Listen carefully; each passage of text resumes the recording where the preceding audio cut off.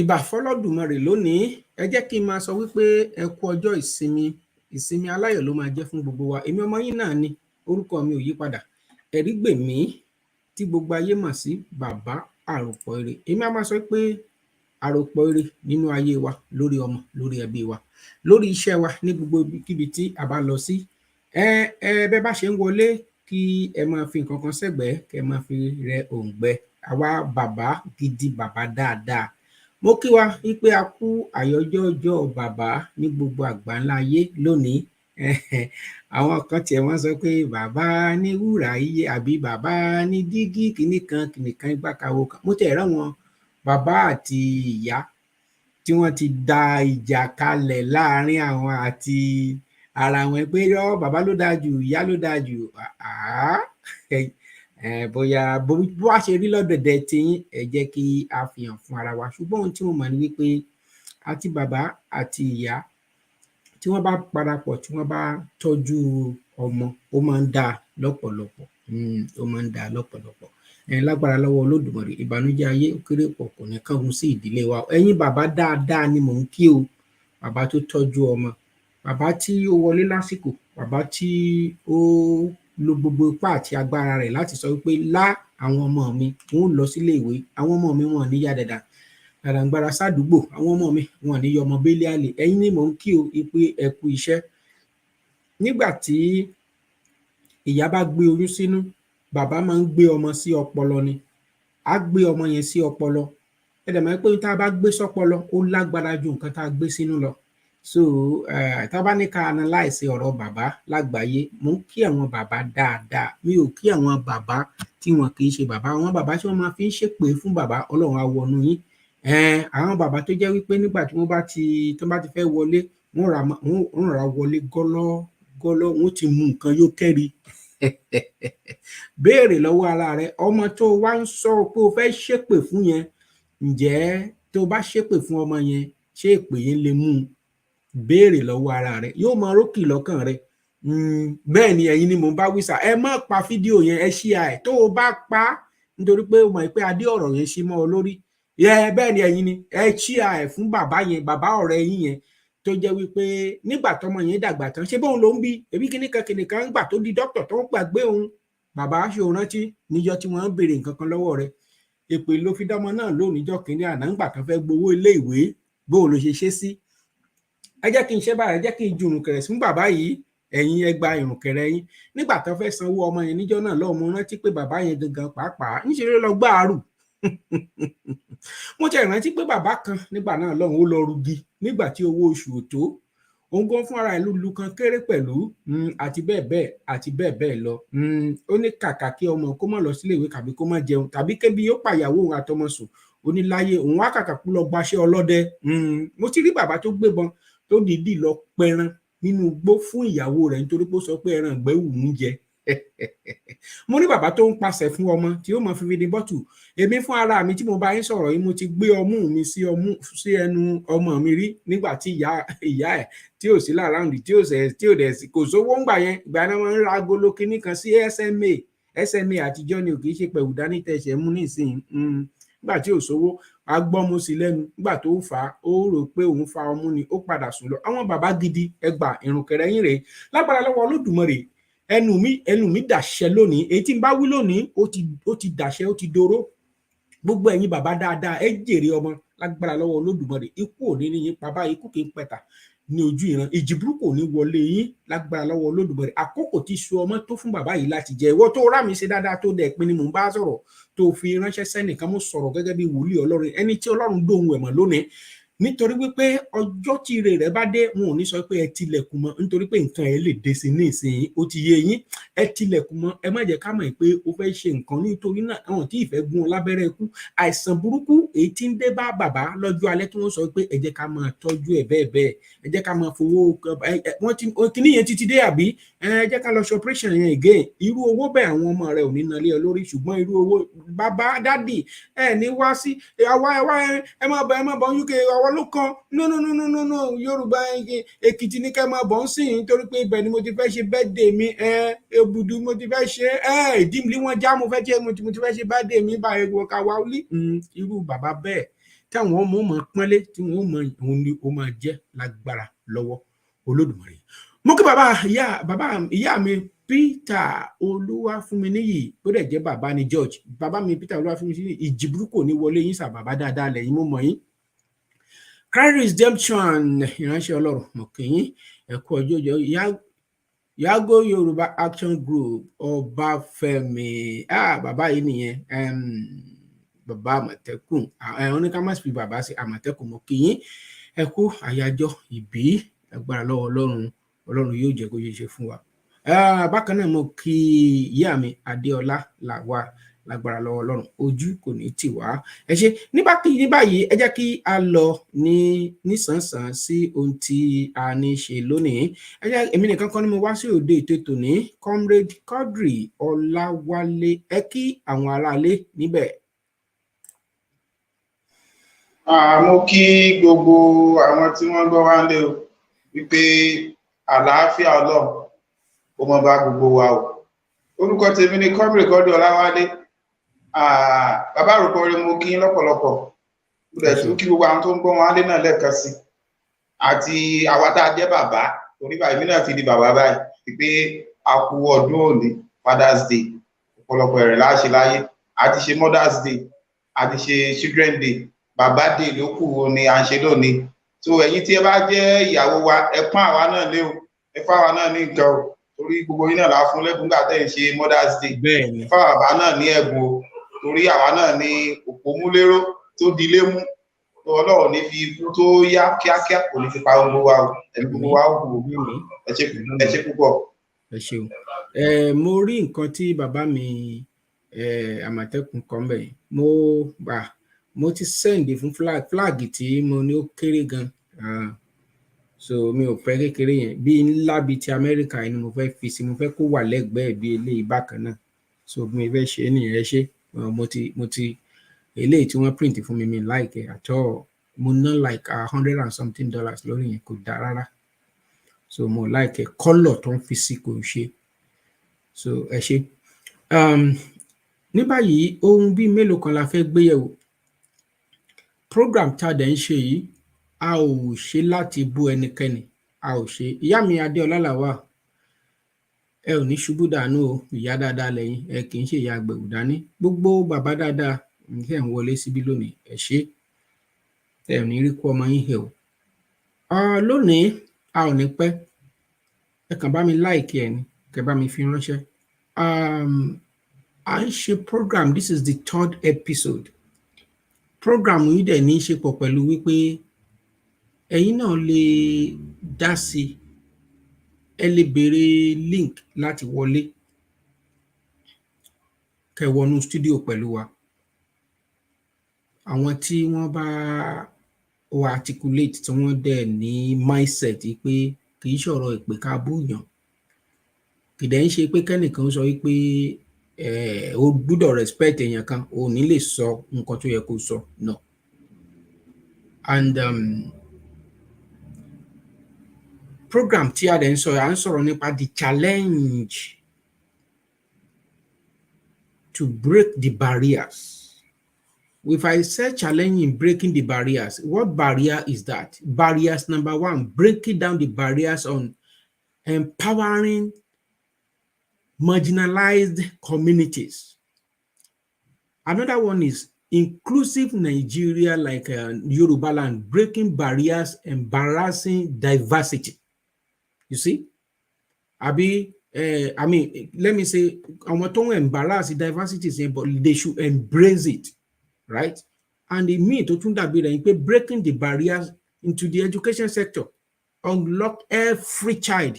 Potential can break the barriers. Another one concerning the economic sector, empowering small-scale businesses, entrepreneurs. Entrepreneurs only America to bidly only share to get we kò sí ẹni níbí báyìí competition pọ̀ wọ́n strive ní gbogbo bẹ́ẹ̀ ṣe sọ pé America ti wọ recession you will hardly know àwọn èèyàn kàn máa feel ẹni but ẹ rí pé day to day ń yẹ lọ. Another one is that breaking the barriers in governance, transparency, accessible and accountability and all that.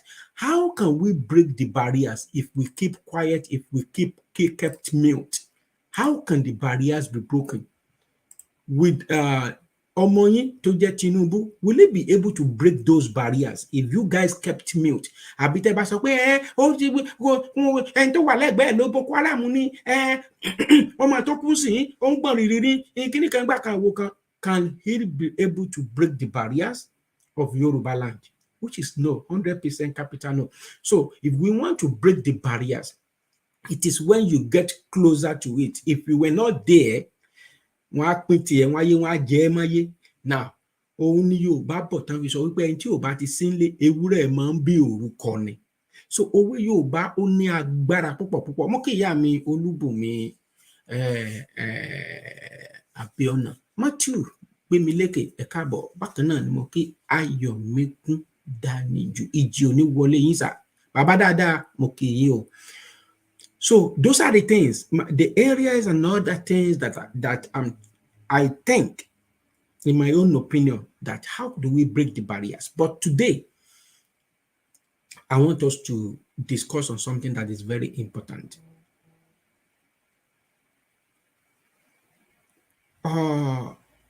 The barriers tí mo fẹ́ kí Tinubu kó break, ìyẹn ẹ̀gbọ́n mi Tinubu tó jẹ́ ààrẹ fórílẹ̀-èdè Nàìjíríà, ó ní máa fi fídíò kan máa fi hàn wá. Ẹ jọ̀ọ́, I am not bringing this program up like ẹ̀sìn kan ló dáa, ẹ̀sìn kan ni ò dáa, right? Breaking the barriers. Ààrẹ Bọ́lá Ahmed Tinubu ó wà articulate, ó gbá game yẹn, ó dẹ̀ score. Òpin eré ìje ló máa ń dáa jù, ìbẹ̀rẹ̀ eré ìje bó ti wù káwọn kan gbá bọ́ọ̀lù tó kán máa gègé, kán máa ṣe, kán máa Maradona, kán máa gbá. Òpin eré ìje yẹn gangan òun ló ṣe pàtàkì. Lẹ́yìn ò rẹyìn tí bàbá wa Bọ́lá Ahmed Tinubu tó bá gbá gèmù, tó gbá gbogbo ẹ̀, tó gbá ilẹ̀ Nàìjíríà, tó gbá mọ́, tó fín tìǹtìǹ tí gbogbo ẹ̀ ṣe tó mọ̀, kí ló fẹ́ tẹ̀lé? Ọbásanjọ́ ṣe jù bẹ́ẹ̀ lọ, ẹran ló padà fìlú yẹn jẹ. Now, comrade, wọ́n máa ní meeting kan ní ọjọ́ Monday tí n bá correct. Wọ́n ti amend law kan, wọ́n dẹ̀ fẹ́ sign ẹ̀ báyìí. So law yìí ó ní í ṣe pọ̀ pẹ̀lú ẹ̀sìn, but ní kókó ọ̀dọ̀ Kristẹni náà ti bẹ̀rẹ̀. Kì í ṣe torí pé mo ti jẹ́ Mùsùlùmí àbí mo jẹ́ Kristẹni la fẹ́ sọ lónìí. Mo dẹ̀ rí wípé ìlúkìlú láyé, any community, society at all, any ethnicity in all over the world, tó bá ti gbà kí àwọn Western world kan penetrate lórí ẹ̀sìn àti culture wọn, nǹkan tó máa padà gbẹ̀yìn ẹ̀ yọ òun ni wípé ìsídà kí ọmọ wọn kó máa yàyàkuyà, kọkùnrin máa bọ́kùnrin ṣe pọ̀, kóbìnrin máa bóbìnrin ṣe pọ̀, gẹ́gẹ́ bí ohun tá à ń rí ní Sweden tá sọ pé wọ́n máa bẹ̀rẹ̀ sport ìbálòpọ̀.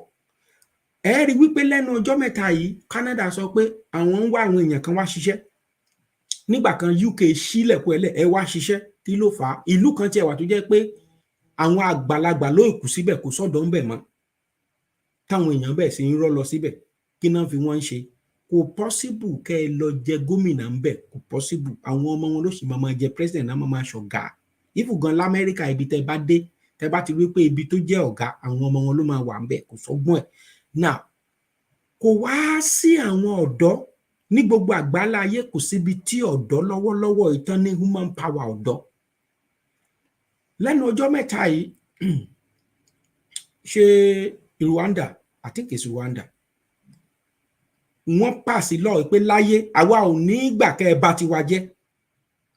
Amẹ́ríkà wá sọ wípé àwọn ńgbà yẹn ẹ wá ní rí ìwé físà Amẹ́ríkà gbà tẹ́ ẹ bá ti gbà kí ọkùnrin ó máa bọ́kùnrin ṣe pọ̀ nílùú yín.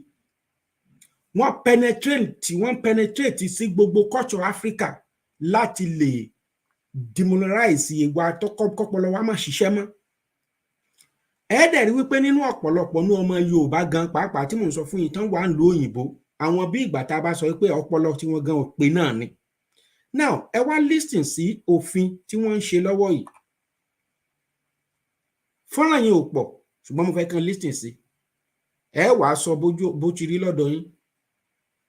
Lẹ́yìn náà a wá gba ìpè. Ẹ jẹ́ ká gbọ́. Looking at it closely, because according to the 1999 Constitution as amended, Section 38 speaks to the freedom of thought, religion, conscience, and religion. Yes, yes. And the question is, this particular bill, does it violate Section 38 of course, of the 1999 it does violate Constitution? Section 38 of the 1999 Constitution, because it is something that, and don't forget that Nigeria is a secular state. Yes. Okay, the state has no right to interfere in the way religion is practiced. You know, there's a separation between the state and the church. You know, the state cannot interfere in the way churches are run because these are two different entities. You know, but now we have this bill that's trying to interfere. Okay, in the way Christianity is run. It's even going and saying that there's going to be a council in Abuja, National Christian Council for Education, which is now going to prescribe syllabuses for schools at all levels, which means primary school, secondary school, seminaries, universities. So you're going to have Redeemer University, for instance. A council in Abuja is going to say, these are your syllabus. We're saying this is quite dangerous. Dangerous because, you know, where we are coming from before now, there have been corruption of syllabuses in schools, no? To be teaching our kids LGBT, masturbation, and all that. I'm a lawyer. At one time, we went to court. Now, these people abroad, because they are putting pressure on African countries to destroy their human capital. So this is not just hearsay or conspiracy theory. I am inside because I go to United Nations, I know what is happening. Now, they are coming with this bill, and this bill obviously is being sponsored from abroad. So you have a council in Abuja where they will not prescribe a syllabus, and that syllabus will contain LGBT and all that. You contain masturbation, because they are targeting our young people who are in school so that to destroy them. You know that South Africa has gone. South Africa in this matter, when I say it's gone, it means that South Africa has legalized LGBT, transgender, and all that. And the United Nations is also involved, United States, and all that. Kamala Harris, Vice President of the United States, has been going around 10 African countries. They must legalize LGBT. Now they are tackling Uganda for the legalizing LGBT. What we are saying is that we are different. Each country should grow with its own values. We are different. They should leave us alone. We have our culture, we have our own values. We can't interfere in the way they run their country. They should not interfere in the way we make our laws. You are talking about the 10th Assembly, and that they should be very careful. Yes, we stand. They should not only that they should not be rubber stamps, National Assembly, but also they should be wary of the kind of laws that they pass to make good laws for the people of this country. No, people are suffering in this country. Okay, right now people can hardly eat and all that. So what we need is good governance. We don't need all these laws that have to do with LGBT and all that. What is all this for? People are hungry. People are tired. They need medical attention, okay? So if these people are abroad, if they want our own good, they should build hospitals. They should take care of our roads, electricity and all that. Or they should, give scholarship for education. But they should not be putting pressure on us to legalize all these things. That's where I'm coming from, because I know. I have been in this for so many years, so I know what is happening.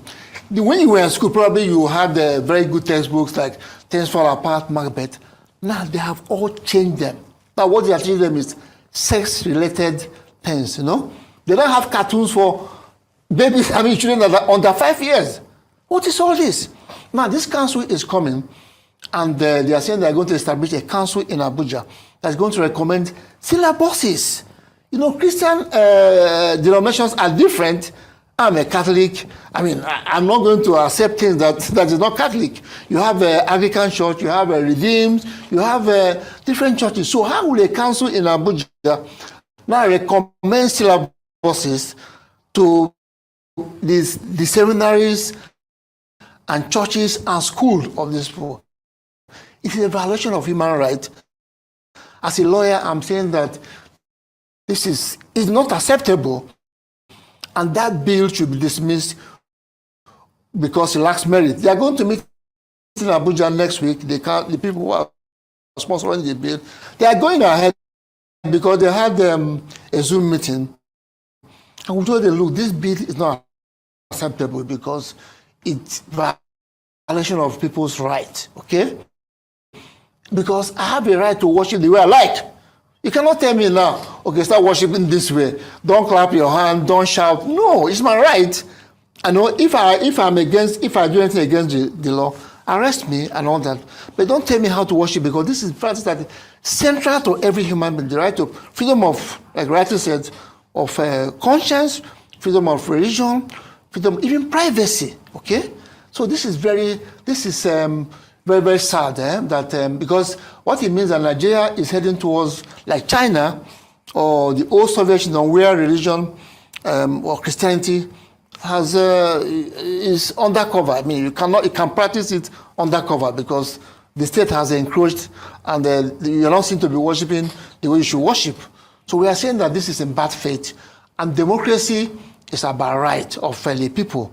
I heard you talking about the 10th Assembly. And this is something that presidential democracy that promotes the right of the people. We all have this right, basic right, and nobody should try to violate it because it's a fundamental right. It's called fundamental human right.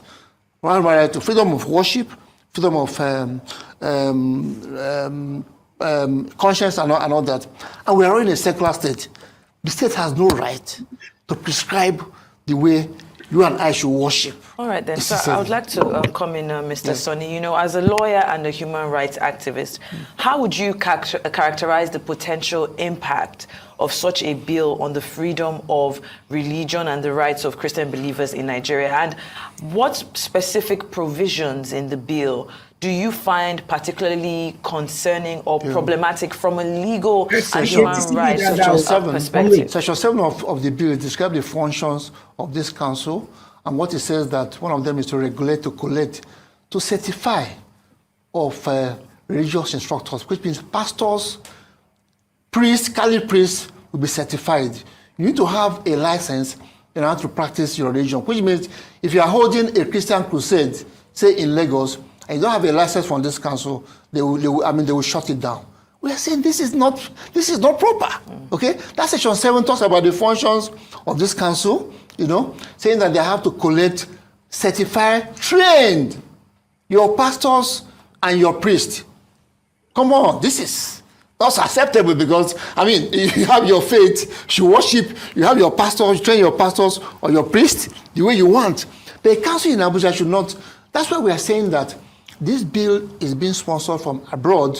Like I said earlier that many NGOs in abroad have been putting pressure on African countries to, legalize terrible things, LGBT and all that. So, and this is one thing they are trying to do, okay? To make sure that we don't live as a people because they are afraid that we might become a world power. This is not a conspiracy theory. Yeah. I go to United Nations. I've been involved at meetings. So international, I travel a lot, so I know what is happening. And this is dangerous because it's more important than politics. People think that politics is the first thing. The first thing is culture, and at the heart of culture are values, okay? You can't even grow a democracy without values. Look at what's happening in Nigeria because crisis of values. If you have a crisis of values, you can't succeed in democracy. You can't get the democratic dividends we are talking about. And these people are putting pressure on us to destroy all those values that we hold there. And we are saying no, no, no, because by the time these things are destroyed, we are finished. That's why I'm saying that it is more important than politics because people think that economy is the best. No, because this is the most important, your culture and your values. By the time you are destroyed as a person, you can't even be alive to to be in politics. Well, that's why we're saying that this is very, very important. That's why I've come here today to say, look, we need to be very careful because it will affect every one of us, whether you are a Christian, you are a Buddhist, you are a traditional religion practice, or internet free thinker. Because by the time they're not giving you a syllabus, how you should think, how you should live your life, it is terrible. I told that they have already corrupted the syllabuses, biology, chemistry textbooks. They are no longer what maybe when you went to school. They now put watermark inscription saying that my mother is a harlot. We'll go to court over this. The integrated science that it now has masturbation, it now has how to put on the condom.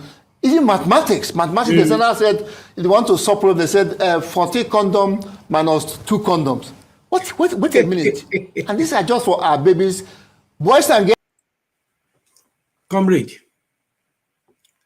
nítorí àkókò wa, ó dà bóyá network ni. Ẹ̀yin ará lé lẹ́ẹ̀kan sí ohun tí mo ń gbé yẹ̀wò ni the challenge and how to break the barriers, because our culture might go down the rail, even diminished and destroyed if care is not taken. Our culture will be destroyed and everything will be wiped away. Boom. Like a blink of eye. Mo kí bàbá mi Ọládélé Christopher, bàbá dáadáa, ẹ kú àyájọ́ ìbí ọjọ́ bàbá, yóò dáa fún wa.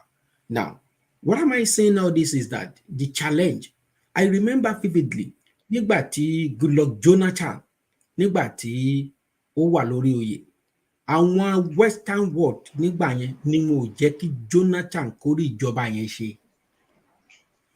Ọkùnrin òyìnbó kan jáde ńgbà yẹn, Jonathan ti lọ employ àwọn ajagunta tí wọ́n fẹ́ wipe ọ̀rọ̀ àwọn agbésùnmọ̀mí tí wọ́n fẹ́ pa wọ́n run dànù. But the challenge then is àwọn Western world yìí, àwọn ní pàápàá jùlọ ọmọ Kenya tó kọ́kọ́ jẹ president ní ìlú Amẹ́ríkà. Ìkà burúkú lọkùnrin yẹn, ó lọ sí ìlú bàbá ẹ̀. Ewu Kamala àbí kí lorúkọ vice president ìlú tí mo wà yìí, ó lọ sí Ghana. Àwọn security Ghana, àwọn security tó kọ́ wá ni wọ́n ń ṣẹ́ẹ̀kì ara security Ghana. Ṣé kò dojú ti ni? Ṣé wọ́n lè ṣe bẹ́ẹ̀ lámẹ́rin bí? Ṣé ó possible, comrade, kí amòfin ilé amòfin Nàìjíríà kó wá ṣòfin bí Amẹ́ríkà ti máa ṣèlú ẹ̀, kó wá ṣòfin fún wọn àbí kó lọ ṣe fún London? So nǹkan fẹ́ gbà lọ́wọ́ wa lójú tèmi, if I might be wrong, nǹkan fẹ́ gbà lọ́wọ́ wa àṣà àti ìṣe tó gbé wa ró yẹn. Tí wọ́n bá dẹ̀ ti gbà á, that is a finish nìyẹn. Kì í ṣọ̀rọ̀ kẹ́nìkan máa sọ pé in Jesus name, I reject it. Oh, reject nǹkan kan. The only way you can reject it is to speak up. That's just it.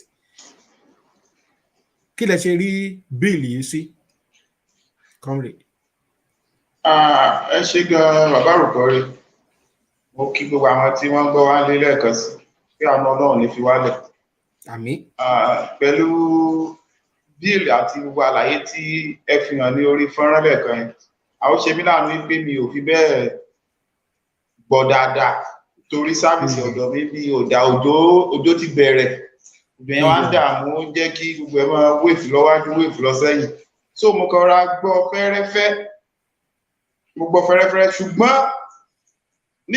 ní òye tèmi àti gbogbo bí nǹkan ṣe ń lọ ní orílẹ̀-èdè àgbáyé káàkiri, ṣe rí ẹni tó bá fẹ́ gbọ́ ló máa gbọ́, ẹni tí ò ní gbọ́ ò ní gbọ́, bẹ́ẹ̀ ni ẹni tí ò ní gbà ò ní gbà.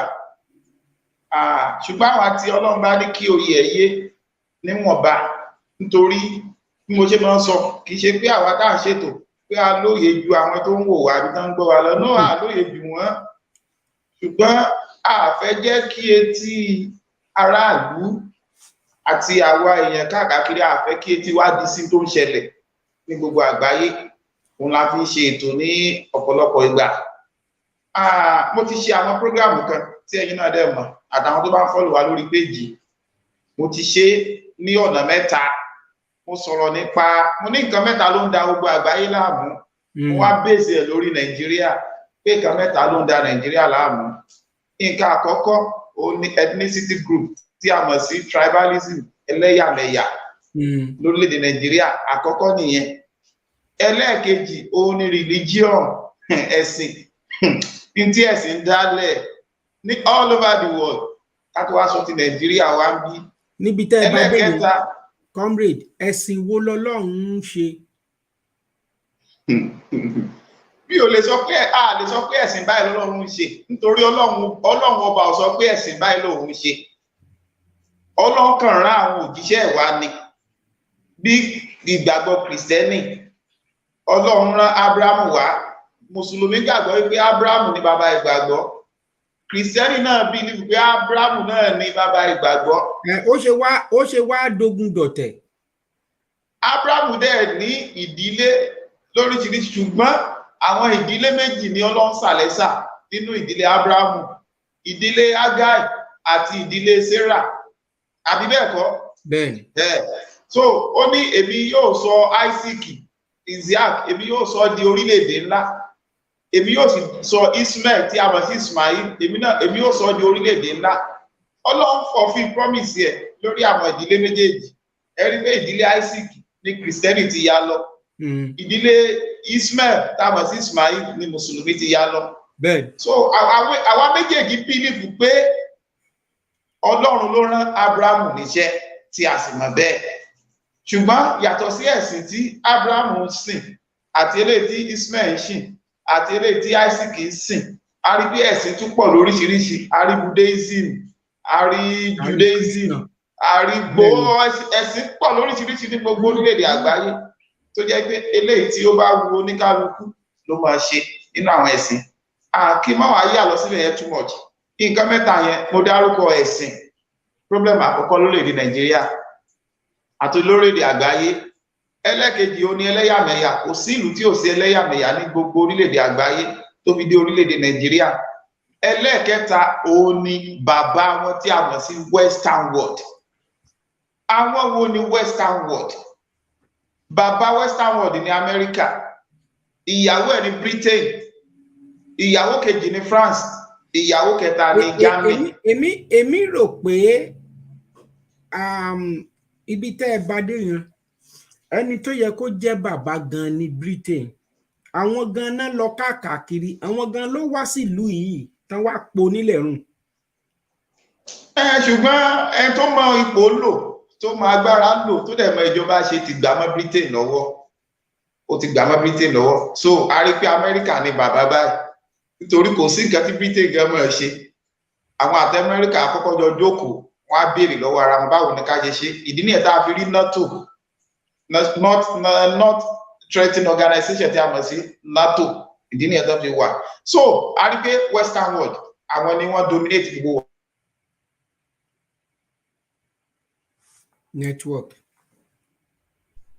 Pẹ̀lú òfin tí ilé ìgbìmọ̀ aṣòfin Nàìjíríà tí wọ́n fẹ́ pass àkọ́kọ́ tí a bá ní ká sọ̀rọ̀ pa ẹ̀sìn a rí pé gbogbo ẹ̀sìn ló níwèé òfin ẹ̀sìn Mùsùlùmí níwèé òfin ẹ̀sìn Kìrìsìtẹ́nì níwèé òfin àwọn ẹ̀sìn tó kù mi ò mọ̀wé òfin tiwọn ṣùgbọ́n ẹ̀sìn méjèèjì tó gbajúmọ̀ jù ní Nàìjíríà tí àwọn èèyàn ṣe jù Nàìjíríà ó ní Muslim Christian kò wá sí òfin kankan tí ìjọba lè ṣe ìjọba tó máa ṣe òfin ẹ jẹ́ ká kọ́kọ́ wò ó níbo ni ìjọba yẹn níbo ló belong sí ṣé Muslim ni àbí Christian so definitely tí ìjọba tán bá jẹ́ Mùsùlùmí tó lóun fẹ́ ṣe correction nínú àwọn ẹ̀sìn ẹ̀ ló yẹ kó kọ́kọ́ gbájúmọ́ kó ṣe correction nínú ẹ̀sìn ẹ̀ tó bá dẹ̀ máa ṣe correction nínú ẹ̀sìn ẹ̀ kò ní ṣe correction ju kọjá nǹkan tó wà nínú ìwé òfin ẹ̀sìn tó ń lò bí a ṣe mọ̀ pé bàbá Bọ́lá Ahmed Tinubu lónìí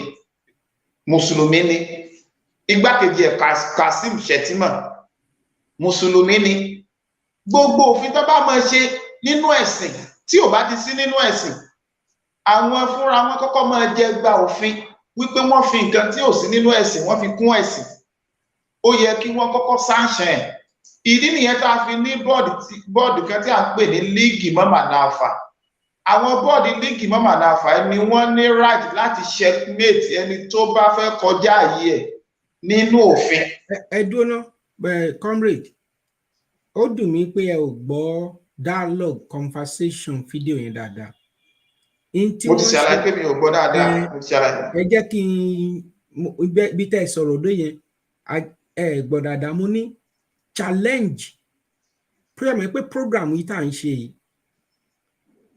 àwọn kan sọ pé bàbá àròpọ̀rẹ́ ti bóyá bàbá àròpọ̀rẹ́ ò ṣe kínní Yorùbá nation gbà kàwó kan, a jẹ́ pé bóyá ẹlòmíì ò, bóyá kí n sọ pé àìfarabalẹ̀ àbí kò ọ̀rọ̀ mi bóyá wọn ò gbàlàyé mi dáadáa. Ipe tí ọmọ yín bá wà ń bẹ̀ báyìí tí ẹ ò dẹ̀ lè kóra jọ, èyí tẹ́ ń fèpè ràn lọ́wọ́, tẹ́ ń fẹ́ ebú ràn lọ́wọ́, ọdún 4 máa pé èébú àtèpè kò sí ní tí ó dà. Bẹ́ẹ̀ni. Èmi gbàgbọ́ pé tẹ́ bá kóra yín jọ àtàgbàlagbà títí kan ẹ bọ́ra òwú fún ara ẹ̀, kẹ́ ẹ gbàgbé Dàpọ̀ Ọbásanjọ́. bẹ́ẹ̀ ni sà, kẹ́ ẹ wá lọ bá ọmọ yín, torí ṣe rí mo sì gbàgbọ́ di ọ̀la ò comrade, mo ń bọ̀ níbi tí mo fẹ́ put yín kẹ́ lè máa bọ́rọ̀ yín bọ̀. Mo sì gbàgbọ́ dọ̀la pé Ọbásanjọ́ báwọn bó ṣe burú tó lójú àwọn èèyàn, bó ṣe sọ pé Nàìjíríà nẹ́ẹ̀sì wọn ju Yorùbá nẹ́ẹ̀sì kó ìwọ̀n yẹn ò ká èmi lára. Mo sì gbàgbọ́ pé Ọbásanjọ́ mọ kọ́kọ́rọ́ tí Nàìjíríà fi lè dáa, mo gbàgbọ́. Tá bá kó bàbá Ayọ̀ Adébánjọ gbogbo wọn wọ̀nyẹn, kẹ́ ẹ gbàgbé personal interest, kẹ́ ẹ wá lo national interest Yorùbá, nítorí pé Tinubu sọ̀rọ̀ kan sà nígbà tó sọ pé èmi ló kàn. Ó kọ́kọ́ sọ̀rọ̀ kan, ó lóun sọ fún Buhari pé ṣé o ò ní gbàgbé orílẹ̀-èdè Yorùbá. Yorùbá, bẹ́ẹ̀ ni. Mo ní fídíò yẹn lọ́wọ́ o. Ó sọ bó ṣe sọ nìyẹn. Bó ṣe sọ nìyẹn. Tẹ́ ẹ bá wo gbólóhùn yẹn sà, pẹ̀lú tí Ìgbòho ṣe, pẹ̀lú táwa wọ̀nyí ṣe, pẹ̀lú tẹ̀yìn wọ̀nyí ṣe, tẹ́ ẹ bá gbé dúró dáadáa, ṣé mọ̀ pé ògbólógbò ni ọkùnrin yẹn. Ó ń pass message sí wọn pé bẹ́ẹ̀ bá ti gbé mi o, a máa pín. Máa padà sí ọ̀rọ̀ mi tí mo sọ ń gbà náà lọ́wọ́ pé I don't believe in one Nigeria. Wọn ò dúró mọ́. Ó sọ bẹ́ẹ̀. Bẹ́ẹ̀ni, ó sọ bẹ́ẹ̀. Now, why? Ó pẹ̀lú Nàdẹ́kò, ó jà nígbà Abíọ́lá. Bọ́lọ́hun ò bá sì gbéyàn sípò nínú ìgbàgbọ́ ẹ̀sìn tèmi mi ìmọ̀ tẹ̀yìn tí yín ò àfà. Bọ́lọ́hun ò bá fìyàn sípò, èèyàn ò lè fi ra ẹ̀ sípò. Kò possible.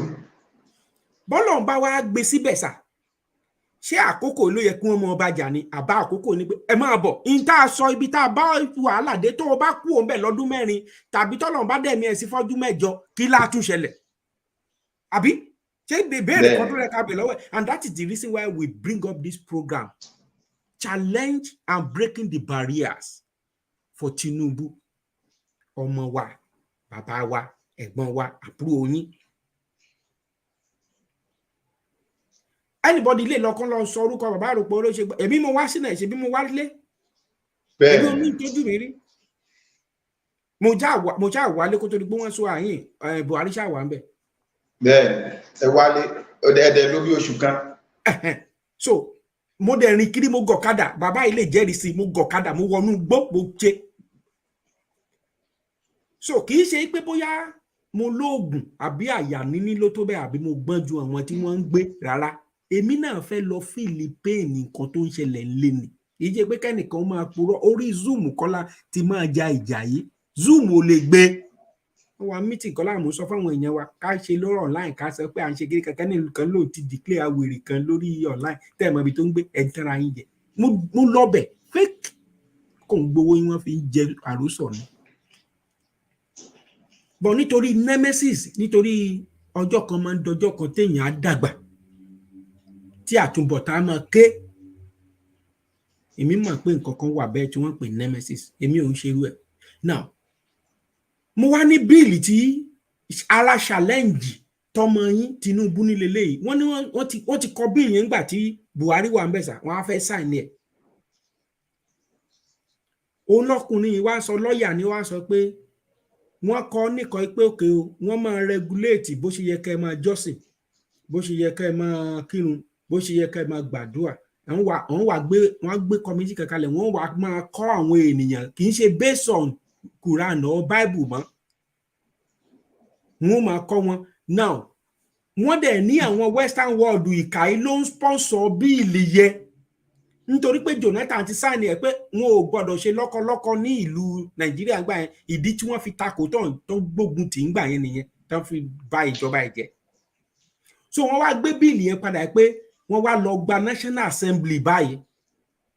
Ṣé mọ̀ pé àwọn rówó láti fi bà ìgbésí ayé ìlú onílùú jẹ́, wípé ẹ gbọgbà báyìí kẹ́ lè regulate church.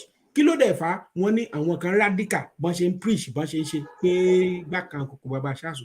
Mi ò sọ wípé àwọn pastor wọ̀nyí, àwa pastor wọ̀nyí, mi sọ pé áńgẹ́lì ni wá o, àṣejù wọn náà pọ̀ o, àṣejù ìmáàmù pọ̀ o, mi ò sọ yẹn, but wípé kẹ́ wá regulate ẹ̀ the extent wípé ẹ lè wá sọ ní school, Quran school o, Bible school o, ẹ wá lè sọ fún ẹ pé nígbà yẹn o ẹ lè máa ṣe, tẹ́ bá fẹ́ calculate mathematics, ìwé yẹn ti wà ń ta ọdún mọ́ wọn, ó wà ń ta. Tẹ́ bá fẹ́ calculate mathematics, condom ni wọ́n á fi ṣe, wọ́n á ní condom méjì, ẹ mú condom méjì pẹ̀lú condom 5 èlò ló máa jẹ́. Wọn ò ní sọ pé ẹ mú ẹyẹ méjì pẹ̀lú ẹyẹ kan, máa ń gbà yẹn kò sírú ẹ̀ mọ́. Ọ̀ràn míyàn tí wọ́n ń kọ́ wọn nílùú òyìnbó báyìí ni wọ́n fẹ́ dọ́gbọ́n gbé gba ibẹ̀ yẹn kọ̀rọ̀. So bíìlì yẹn náà fẹ́ lọ sign nísìn. Bishop Kuka gan máa wà nínú meeting yẹn. Àwa sọ pé kí gbogbo àwọn ènìyàn kan wo challenge tó wà níwájú Bọ́lá Ahmed Tinubu, kán dẹ̀ gbọ́ nǹkan tí El-Rufai náà sọ. So ìyẹn ni ó dùn mí pé ẹ ò gbọ́ fídíò yẹn dáadáa. Mi ò gbọ́ dáadáa torí sáfíìsì ọ̀dọ̀ mi ò wá òkè gbogbo gbà. Mo kí ẹjẹ́ kí àwọn èèyàn wa tán ṣẹ̀ tún wọlé. Samsudeen, mo kí wa, bàbá mi dáadáa, Kẹ́hìndé dúró jayé, mo kí yín, ojú òní tì yín. Bàbá mo kí Idris, bẹ́ẹ̀ ni sà, Idris àwọn Britain ní sà, mo mọ Ọládélé Christopher, bàbá mi dáadáa, ẹ ò ní wá nǹkan tì agbára lọ́wọ́ Ọlọ́run, ire lójú owó rí. Ẹ mọ bá mi sọ fún àwọn èèyàn mi pé kájọ dá sí. Bẹ́ẹ̀ bá fẹ́ wọnú studio ẹ béèrè o, ẹ lè wọnú studio, ó yá sà. Ẹ ṣé gan, pẹ̀lú àlàyé tí ẹ ṣe, ẹ rí pé mi ò gbọ́ àlàyé yẹn dáadáa tẹ́lẹ̀. Ṣùgbọ́n mo sì tún wà on point díẹ̀. Bẹ́ẹ̀ ni mi ò sọ pé ẹ yà kúrò lọ́nà, mo kàn fẹ́ jẹ́ kẹ́ tún gbọ́ dáadáa so that in tí mò ń sọ yẹn ẹ lè ráyè penetrate sí ọ̀nà yẹn. Yes sir. So tá bá ní ká wò, a ní bọ́ọ̀dì kan tí wọ́n pè ní League Imam Nafa tí Sultan of Sokoto tó jẹ́ olórí wọn. Bẹ́ẹ̀ náà ni Christian náà ní àwọn Khan Association tí wọ́n dẹ̀ ní ẹni tí ó jẹ́ olórí. Àwọn kan náà nínú Christian wọ́n wà tó jẹ́ Pentecostal tí wọ́n ní adarí. So tí a wá ní ká wo bill tí wọ́n gbé wá sílé ìgbìmọ̀ aṣòfin tí wọ́n dẹ̀ nìkan sọ di àbádòfin, tó bá ti yàtọ̀ sí nǹkan tó jẹ́ pé ó wà nínú Bíbélì àbí nǹkan tó jẹ́ pé ó wà nínú Quran, èmi believe pé gbogbo àwọn tó jẹ́ olórí ẹlẹ́sìn náà gbọ́dọ̀ dìde láti against nǹkan tó bá gbé wá tó yàtọ̀ sí nǹkan tó wà nínú ẹ̀sìn, yálà kìrìsìtẹ́nì ni àbí mùsùlùmí, tó bá ti yàtọ̀ sí, àwọn tó jẹ́ olórí ẹlẹ́sìn ní right láti dìde. Bàbá ní ká wò ó pé wọ́n fẹ́ kọ́ wa ní ẹ̀sìn àbí wọ́n fẹ́ tún wa kọ́ ní àwọn nǹkan kan.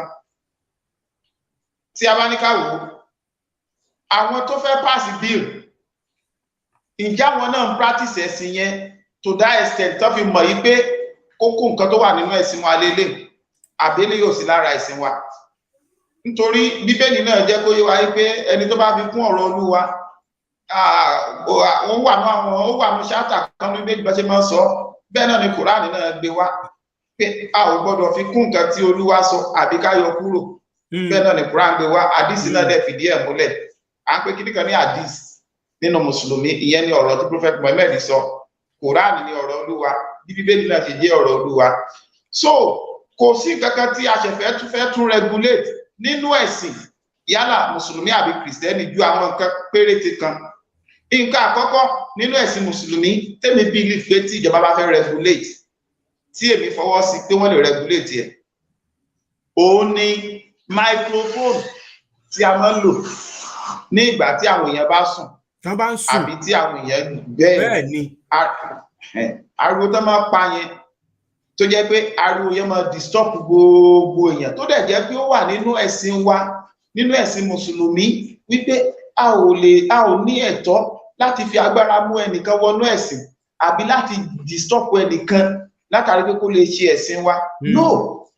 No lá ikraha fid-din, a ò fi tipátipá, kò sí túláàsì nínú ẹ̀sìn bí Islam ṣe gbé wá nìyẹn. Tá bá lo microphone ní táìmù tó yẹ káwọn èèyàn sùn nídàájí, ẹni pé microphone yẹn máa disturb ọ̀pọ̀lọpọ̀ èèyàn tó jẹ́ pé ó yẹ lómi wà hypertensive tó kà gbọ́ ìpè ńlá ní ìdájí lójijì tó kà gbọ́ Allahu Akbar lójijì, nǹkan yẹn lè tún àfẹ́tẹ̀ kó ju ti tẹ́lẹ̀ lọ.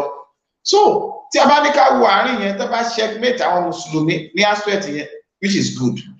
Bákan náà tí a bá wo ọ̀dọ̀ àwọn kìrìsìtẹ́nì pẹ̀lú ìṣọ́ òru, a ò ní ká má ṣe ṣọ́ òru, ṣùgbọ́n táìmù tó bá ń ṣe ṣọ́ òru yẹn ká má lo mic. Àwọn tó wà nínú church ni wọ́n fẹ́ kán worship, kí gbogbo ariwo tó bá máa pa àbí nǹkan tó máa sọ àbí nǹkan tó máa ṣe kó má dúró church ní òru yẹn.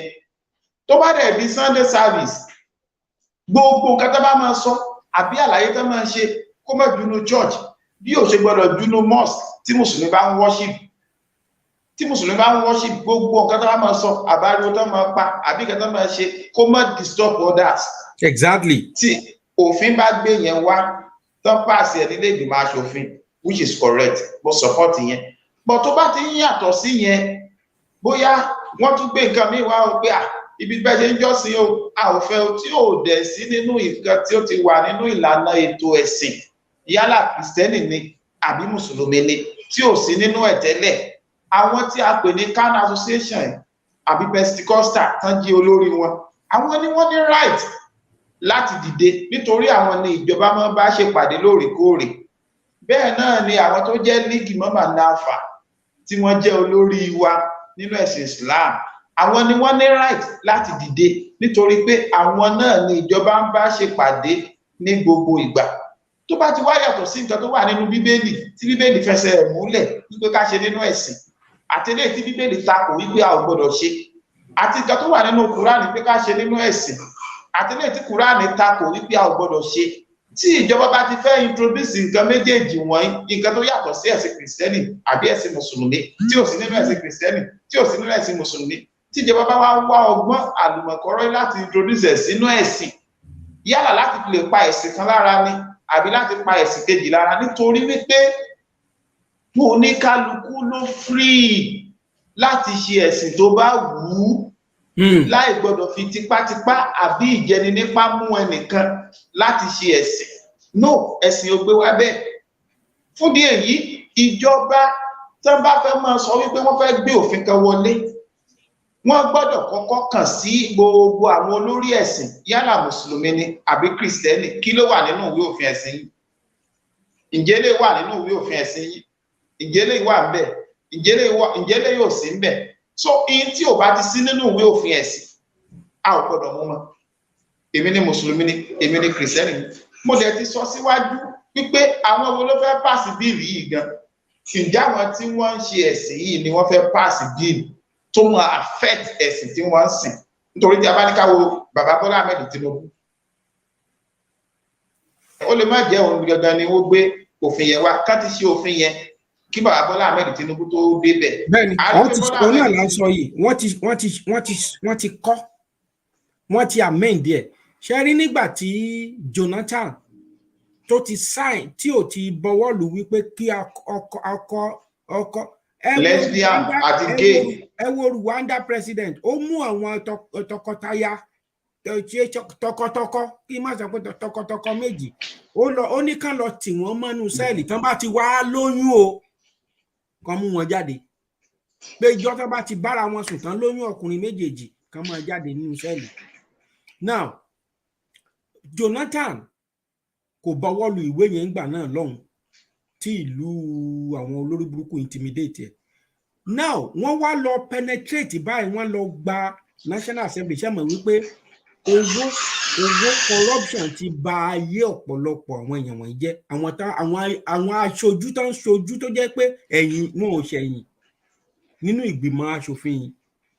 so wọ́n ti amend bill yẹn ṣé rí bí ìtàn amend yẹn èmi expect wípé lára challenge tí Tinubu yẹ tó yẹ challenge tó wà níwájú ẹ̀ ni kí ló dé tí wọ́n amend bill hospital kí ló dé tí wọ́n sponsor pé ẹ̀yin èèyàn wọ̀nyí ẹ ò lọ hospital nílùú kí ló dé tí wọ́n amend bill àwọn ọlọ́pàá kí wọ́n bójú táwọn ọlọ́pàá dáadáa kán máa tọ́jú wọn kí wàhálà tó wà nílẹ̀ yìí because tẹ́ ẹ bá rí ọlọ́pàá ìlú òyìnbó ìfùgà ọlọ́pàá Ghana gan ẹ lè fi wé ọlọ́pàá rí Nàìjíríà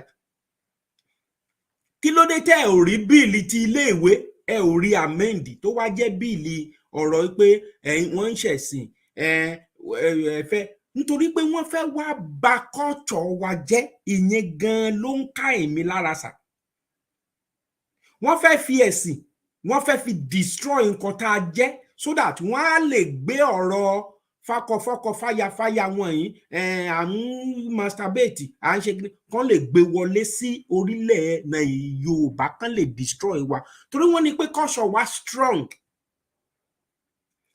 comrade nílùú tí mo wà yìí ẹni bá mú ọmọ wá àmì tó bá bímọ síbí tí ò bá san ṣòkòtò ẹ̀ tí n bá parọ́ ẹ̀yin èèyàn ẹ pè wọlé tá ẹ bá san ṣòkòtò yín kíní kan ṣẹlẹ̀ nígbà tí ọmọ mi ṣe graduation ní ọ̀sẹ̀ tó kọjá ọmọ Ìgbò ọ̀rẹ́ mi ibi ló bá ọmọ méjèèjì sí mo ti máa ń wọ̀n ní ẹ pé òun bá àwọn ọmọ ẹ sọ èdè ẹ kí ló dé mo máa ń bá fa wàhálà gan pé wáì òun ló tiẹ̀ ti sùn kíníkan ẹ wá mọ̀ nǹkan tó ṣẹlẹ̀ àwọn ọmọ yẹn wá fẹ́ lọ ṣé à ń gbọ́ mi comrade àwọn ọmọ yẹn wá fẹ́ lọ sí toilet ìyàwó ẹ̀ wá ń sọ fún pé kó síkì consent ọmọ yẹn o ọmọ tí ò tí ju ọdún mẹ́ta pé kó sì consent ẹ o pé ṣé kò ń wọlé tì í pé kó ń lọ bá bọ́ ṣòkòtò kó lè tọ̀ wọ́n mi wá ń bè lọ́wọ́ obìnrin pé kí ló míì bàbá ẹ̀ fẹ́ lọ mu tọ̀ kí ló ọ̀rọ̀ jáde àti olùwò sọ lọ́dà àwọn onírà nítorí tán bá dé skul sí wọ́n lè àti wọ́n á sọ pé ta ló mú yín wọ ta ló ń wo ìwòwò yín oníwà wá pọ̀lọ́pàá sí bàbá ọmọ yẹn pé ń gbọ́ òun wo ìwòwò ọmọ ọdún mẹ́ta irú àwa wọ̀nyí nígbà tán ń tọ́ àwa nígbà tí mo sì pé ọdún mẹ́ta mo máa sá lọ sábọ̀ máa wá mu ọmú láyà ìyá mi according to my mother. tẹ́ ẹ bá múra nílùú òyìnbó tẹ́ ẹ bá bímọ síbí tẹ́ ẹ bá ní ọmọ sílé tẹ́ ẹ bá bímọ síbí gan ẹ kó wọn lọ kẹ́ ẹ lọ kọ́ wọn ọ̀rọ̀ tí mò ń sọ yìí ẹ sọ pé ìsọkúsọ mo ti débẹ̀ mo ti wà ń bẹ̀ mo ti jẹ́ bàbá mo ti jẹ́ mẹ́ńtọ̀ mo ti lọ sí ilé mo máa ń lọ sí ilé ọgbà ẹ̀wọ̀n bíi time to time tí mo lọ bá àwọn ọ̀pọ̀lọpọ̀ rò pé ọmọ ń wà ń gbòòrò ẹ̀wọ̀n náà wà ọ̀pọ̀lọpọ̀ ọmọ ní dúdú bíi mi ò make it up ẹni tí ò bá san ṣòkòtò ẹ̀ ọmọ ẹ ò ní lè dọ̀bà kò lè kí ẹ mọ́ ó mọ̀ máa fi ẹ́ wo fíìmù tó mọ̀ máa fi ẹ́ ta géèmù ni comrade in tó ń dùn mí ni wípé wọ́n fẹ́ fi bíìlì yẹn penetrate culture wa kan destroy wa ni bọ̀ ká ní pé ilé ìtẹ́ ìsọ yìí tó bá jẹ́ bọ́n ṣe ṣe nìyẹn ìbádá a ò fẹ́ kẹ́ mọ̀ níbí kò sí wọn bí ẹnìkan dáa kó gbé hànú sí orí ilé ọ̀dọ̀ pé jí sáré lára kùtù àbí gbọ̀ngàn kí á lè wọ́n bí ẹ dáa ni mo lọ fẹ́ ṣe torí ẹ ṣẹ̀wọ̀n tó bá jẹ́ yẹn náà ṣe ìbádá ọkọ̀ kan sáà ní bíìlì pé òkè o gbogbo ọ̀nà kan claim state of emergency ní gbogbo ọ̀nà tó ti dọ̀nà kòtò ọ̀run nílẹ̀ Nàìjíríà ẹ wo iye àwọn èèyàn tó kú almost 100 people ló kú lórí omi ní ṣé Kogi níbẹ̀ yẹn nígbà tí wọ́n sọ pé bóòtì kan déédéé já bóòtì tó jẹ́ pé tó kó 200 people for Christ's sake kò sí life jacket rí yẹn bíìlì yẹn ò ṣe é kọ pé safety àwọn èèyàn. So comrade bí bíìlì yẹn bó ṣe rí nìyẹn ìbáwáwá kọ́ọ̀ṣọ̀ òun ló ń pa mí lára nítorí pé wọ́n fẹ́ wá penetrate láti destroy wa ni kí lẹ ṣe rí sí. Ẹ ṣé gan. Tí a bá rántí arákùnrin kan ní 1935, wọ́n pe arákùnrin ní Lord Macaulay nígbà tó kọ́ wá sí Áfíríkà. Àwọn challenges tó bá pàdé ní Áfíríkà tó dá láàmú tí ó jẹ́ kọ́kọ́ lọ ẹ̀sẹ̀tù, challenges àkọ́kọ́ orí culture. Ó lóun rí bí culture Áfíríkà ṣe rí, ó ló lágbára, ó ní ó ṣòro control nígbà tó wá ń gbà ní report tó lọ give padà nígbà tó padà sí Britain. Ó ní culture Áfíríkà ó ló lágbára, ó ló ṣòro control. Àwọn wá wò pé kí làwọn lè ṣe táwọn lè fi rí culture táwọn lè fi rí tó fi lè mú lọlẹ̀ díẹ̀. Wọ́n fi lè break ẹ̀. Bẹ́ẹ̀ ni, wọ́n wá introduce nǹkan méjì sí wa ní Áfíríkà. Nǹkan àkọ́kọ́ tó introduce sí wa, òun ni religion. Nǹkan ẹlẹ́ẹ̀kejì, òun ni culture wọn. Nǹkan àkọ́kọ́ tó introduce sí wa, ṣé mo tún repeat ẹ̀, òun ni religion. Bẹ́ẹ̀ ni. Nǹkan ẹlẹ́ẹ̀kejì tí wọ́n tún introduce sí wa, òun ni culture òyìnbó. Wọ́n wá mú religion yẹn, wọ́n fi pa àwọn kankan rẹ́ nínú àṣà wa ń bí. Bẹ́ẹ̀ náà mú culture tí wọ́n wá fi pa nǹkan tó jẹ́ nǹkan ọ̀pọ̀lọpọ̀, wọ́n wá fi parẹ́. Lápẹẹrẹ tí a bá wò lápẹẹrẹ ní ayé àtijọ́ nígbà ayé ìwáṣẹ̀, ọmọbìnrin tí ò bá ní ìbálé tó bá lọ lé ọkọ, wọ́n máa ń fi rú ọmọbìnrin bẹ́ẹ̀. Kí náà pè ní ìbálé? Ó ní obìnrin tí ò ti di virgin. Bẹ́ẹ̀ ni. Tó bá wá lọ lé ọkọ tán bá bá rí kó ti di virgin, irú àwọn òbí ọmọbìnrin bẹ́ẹ̀ wọ́n ti wọ wàhálà nínú ìlú. Ó ti wọ wàhálà, ó dẹlẹ́yà. Ojú ẹlẹ́yà ni wọ́n máa fi wò wọ́n. Ibùdó tẹ́lómi bá tún fẹ́ lọ mú ọmọ tó fẹ́ lọ fẹ́ ọmọ nílé wọn, wọ́n máa padà tún wọn ní gbà. Ìyẹn àkọ́kọ́. Ẹlẹ́kejì, tí a bá ń sin ọmọ lọ lé ọkọ nígbà ìwáṣẹ̀, wọ́n ń pe àwọn kinní kan ní ẹkún ìyàwó àti àwọn ọ̀rọ̀ tí wọ́n máa fi ránṣẹ́ sí ìyàwó tí ó fi délé ọkọ, tí ó fi mọ̀ pé ilé ọkọ ilé ẹ̀kọ́ ni. Ṣùgbọ́n tá a bá wo nǹkan tí wọ́n gbé padà wá fún wa sí, wọ́n ti gbé court wedding, wọ́n ti gbé wá fún wa. Court wedding ó ti court àwọn nǹkan wọ̀nyẹn. Court wedding ti jẹ́ kí obìnrin ríra ẹ̀ gẹ́gẹ́ bí aláṣẹ nínú ilé. Tó dẹ̀ jẹ́ wípé ní ayé ìgbà tá à ń sọ yìí, bàbá láláṣẹ ilé. Court wedding ti jẹ́ kí obìnrin ríra ẹ̀ gẹ́gẹ́ bí ẹni tó jẹ́ pé the same right tí ọkọ ní náà níyàwó ní, tí kò dẹ̀ rí bẹ́ẹ̀. Even though ẹ̀sìn gan ò gbé wá bẹ́ẹ̀, ẹ̀sìn jẹ́ kó yé wa, àtẹ̀sìn kìrìsìtẹ́nì o, àtẹ̀sìn mùsùlùmí, ó jẹ́ kó yé wa wípé ẹni tí ìyàwó gbọ́dọ̀ máa tẹríba fún tó bá ti kí Ọlọ́run, tí ó bá ti kí Ọlọ́run tán tó ti fi orí balẹ̀ fọ́lọ́run, ẹni tó tún gbọ́dọ̀ máa bọ̀wọ̀ fún òun ni ọkọ ilé. Ṣùgbọ́n tí a bá wo culture òyìnbó tí wọ́n gbé wá, wọ́n ti jẹ́ kí nǹkan yẹn wọ́n ti jẹ́ kó parẹ́. Tí a bá wo àwùjọ wa tí a wà lọ́wọ́ yìí, a rí pé gbogbo ilé tí a mọ̀ sí ọkọ níyàwó tí wọ́n ń ṣe wedding lásìkò kò fi bẹ́ẹ̀ last mọ́. Ilé gbogbo ìgbà nílé collapse ni wedding collapse. Ẹ ṣàkíyèsí pé nǹkan kan ti ń ṣẹlẹ̀ báyìí ni ó ti wọ ilẹ̀ Yorùbá. Ara culture tán mú lọ ń bí ni baby mama, baby papa. Ìgbà mo délé ni mo mọ̀ pé ó ti wà nílẹ̀ Yorùbá, mo lanú lẹ̀ mi ò lè pàdé. Bẹ́ẹ̀ni. So tí a bá ní ká wò nǹkan tí western world tán wá kó wá bá wa nìyẹn, tó dẹ̀ jẹ́ pé àṣà wa tí a sọ̀rọ̀ ẹ̀, àwọn kankan wà nínú àṣà wa tó jẹ́ pé ẹ̀sìn faramọ́. Bá a ṣe ń ṣe ìgbéyàwó láyé àtijọ́, ẹ̀sìn faramọ́ nítorí pé kì í ṣe nǹkan tí ó lòdì tí ẹ̀sìn lòdì sí. Ṣé ká sin ọmọ lọ lé ọkọ lọ́nà tó wuyì, ṣé òun ni ẹ̀sìn ò faramọ́? Bí a ṣe ń ṣe ìkómọ, ṣé òun ni ẹ̀sìn ò faramọ́? Tó jẹ́ wípé tá a bá mú oyin àbí àdùn pé ayé rẹ̀ máa lóyin, a fi oyin sọmọ lẹ́nu, a fi àdùn sọmọ lẹ́nu pé ayé rẹ̀ máa ní àdùn, a fi yọ̀ sí ayé rẹ̀ máa níyọ̀. Ta ni ò bùkátà sí gbogbo nǹkan wọ̀nyí ní orí òkè ìpẹ̀? Ta ni ò fẹ́ káyé òun lóyin? Ta ni ò fẹ́ káyé òun níyọ̀? Ta ni ò fẹ́ káyé òun kalẹ̀? Ṣùgbọ́n àwọn kankan tí ẹ̀sìn takò nínú nǹkan tó jẹ́ àṣà Yorùbá, òun ni àwọn wípé bí à ń forí balẹ̀ fún nǹkan ní ìyàtọ̀ sí Ọlọ́run Elédùmarè tó dá wa. Bẹ́ẹ̀ni. In tí ẹ̀sìn takò ní ẹ̀yìn ẹ̀sìn Kìrìsìtẹ́nì àti ẹ̀sìn Mùsùlùmí, tó dẹ̀ jẹ́ pé àwọn tí ó jẹ́ ẹ̀sìn alábàáláyé náà, àwọn náà gbà pé kò sí ẹlòmíràn tí a gbọ́dọ̀ máa forí balẹ̀ fún bí kì í ṣe Elédùmarè.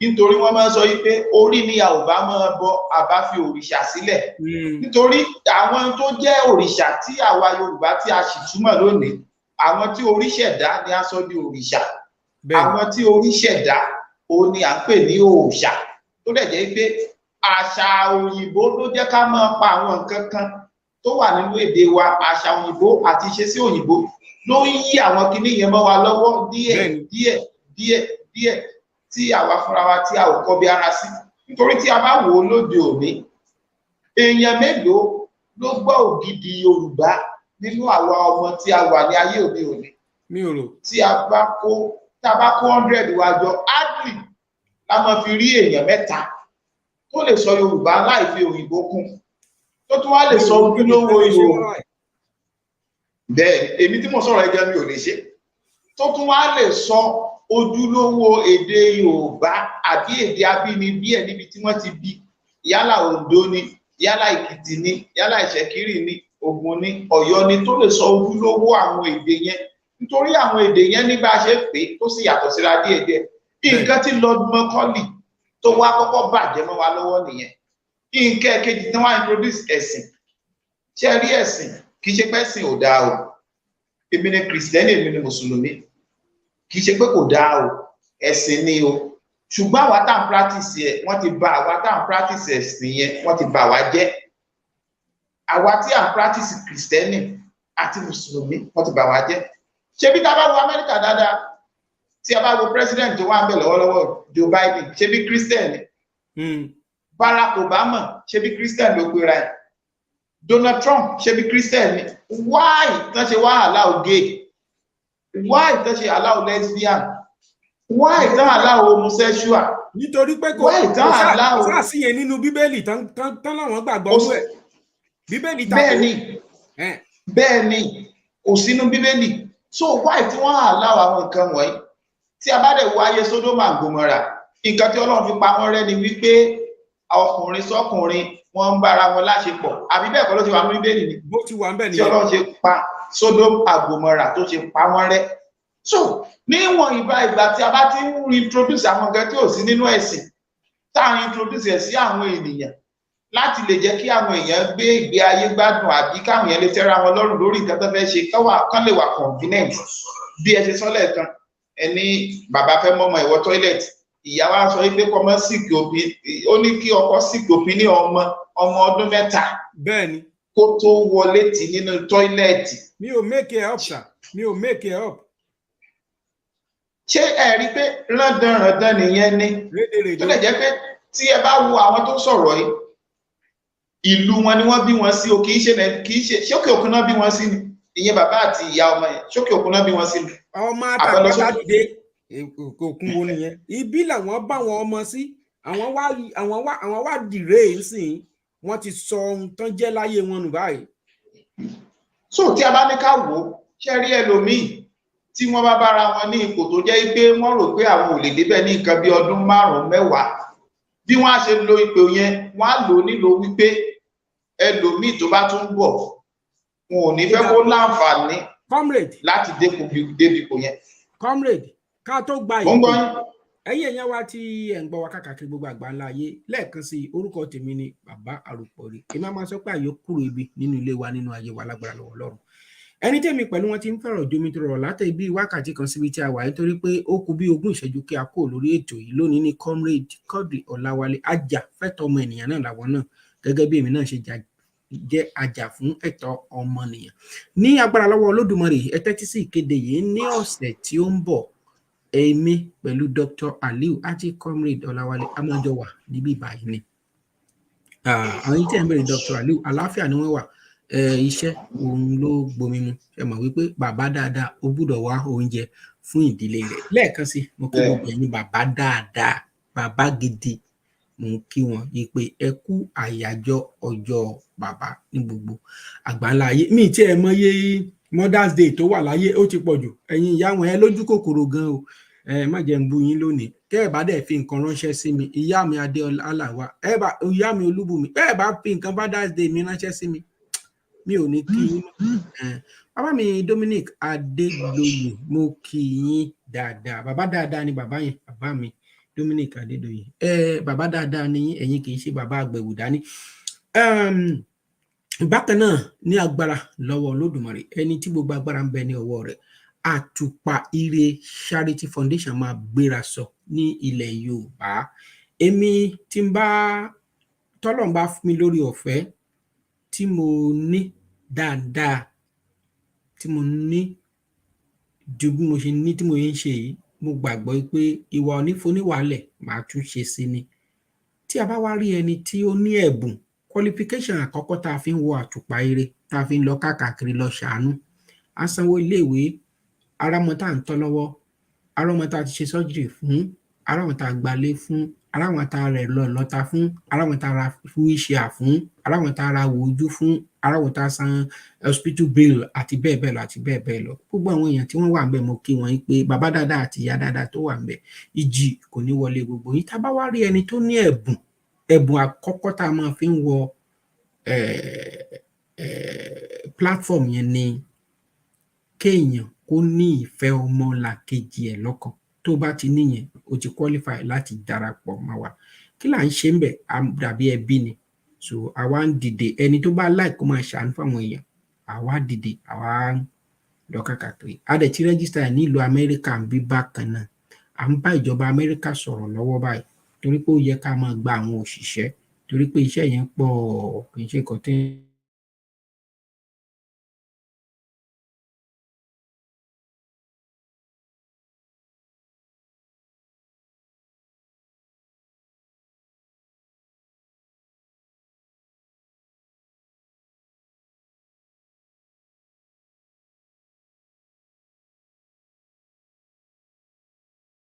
mo kàn rí kinní ó kàn dádé lọ ni, ẹ má bínú, ó ti padà wá báyìí.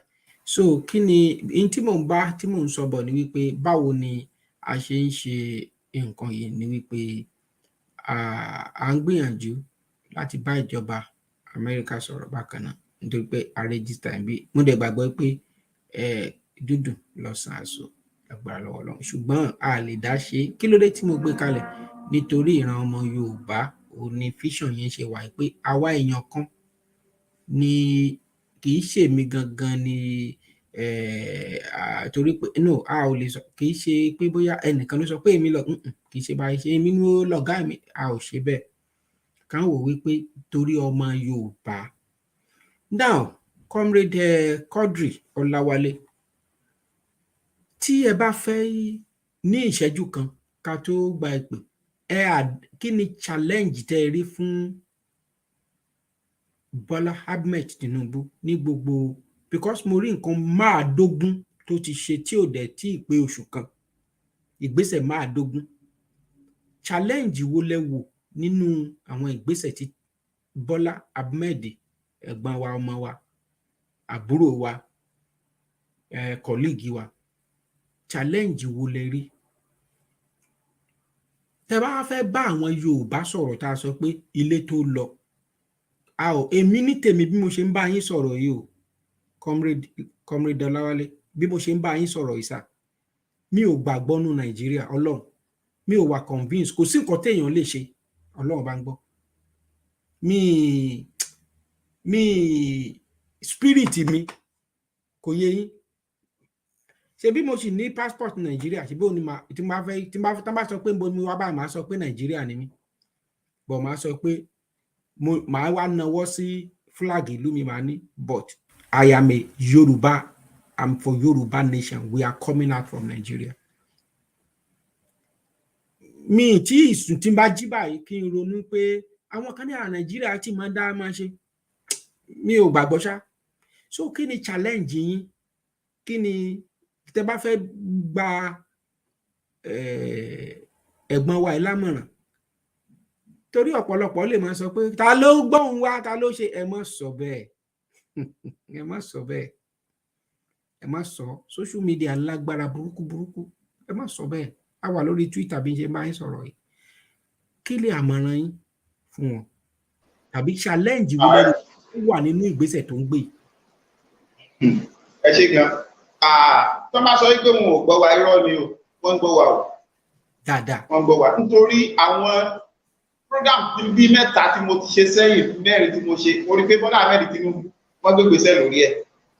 But challenge mi àkọ́kọ́, challenge ẹyọ kan péré náà ni challenge fún challenge Ààrẹ Bọ́lá Ahmed Tinubu. Ó yẹ pé challenge yẹn òun ló lè fẹ́ fọ Haúsá, ló lè fẹ́ fọ Ìgbò, ló lè fẹ́ fọ Yorùbá, ṣùgbọ́n kò ní fẹ́ fọ Fúlàní. Ẹ ti gbọ́ lẹ́ẹ̀kan sí challenge yẹn òun ló lè fẹ́ fọ Haúsá, ló lè fẹ́ fọ Ìgbò, ló lè fẹ́ fọ Yorùbá, ṣùgbọ́n kò lè fẹ́ fọ Fúlàní. Kí ni challenge ó ní pé ìwé òfin Nàìjíríà yẹn, ìwé òfin tá à ń lò lọ́wọ́lọ́wọ́ yìí ká jù dànù. Ìwé òfin tá à ń lò lọ́wọ́lọ́wọ́ yìí ká jù dànù. Ẹni sùúrù sà, ẹni sùúrù, ẹ jẹ́ ká mú lẹ́yọ kọ̀ọ̀kan. Ìyá mi Tóyìn Àkábá ń tí ẹ kọ́ yẹn náà ó níṣẹ́. Ìyá mi Tóyìn Àkábá. Ẹ ló tẹ̀ ń gbọ́ mi. Ẹni sùúrù sà, tẹ̀ ń gbọ́ mi. Nẹ́tíwọ̀kì yìí ni mò ń bọ̀. Ìyá àfi tẹ̀ ń gbọ́ mi. À ń gbọ́ yín sà. Ìyá àfi Tóyìn Àkábá orí nǹkan tẹ́ ẹ kọ bẹ́ẹ̀ náà ni, ṣùgbọ́n ó níṣẹ́ kí là ń ṣe lé lórí. Comrade network ọ̀dọ̀ yín ni. Now ẹ ṣe ti ń gbọ́ mi báyìí. À ń gbọ́ ó ṣì ń skip but hello sir, so but tí ń tẹ́ ẹ sọ yẹn ṣe ti mò ń gbọ́. ẹni kò ní pé Fúlàní kí nìdí ẹ̀? Fúlàní ò sí lára orílẹ̀-èdè Nàìjíríà. Fúlàní ò sí ọdún. Àwọn tán ti wá bí síbí tán ti dọmọ orílẹ̀-èdè Nàìjíríà nú wọn ń kọ́. Àwọn náà ti wà Nàìjíríà nìyẹn. Hello, nẹ́tíwọ̀kì yẹn ló ń òjò yẹn rọ̀ bí serious bí. Jẹ́ ń gbọ́ mi báyìí. Ó mọ̀ dùn mí o.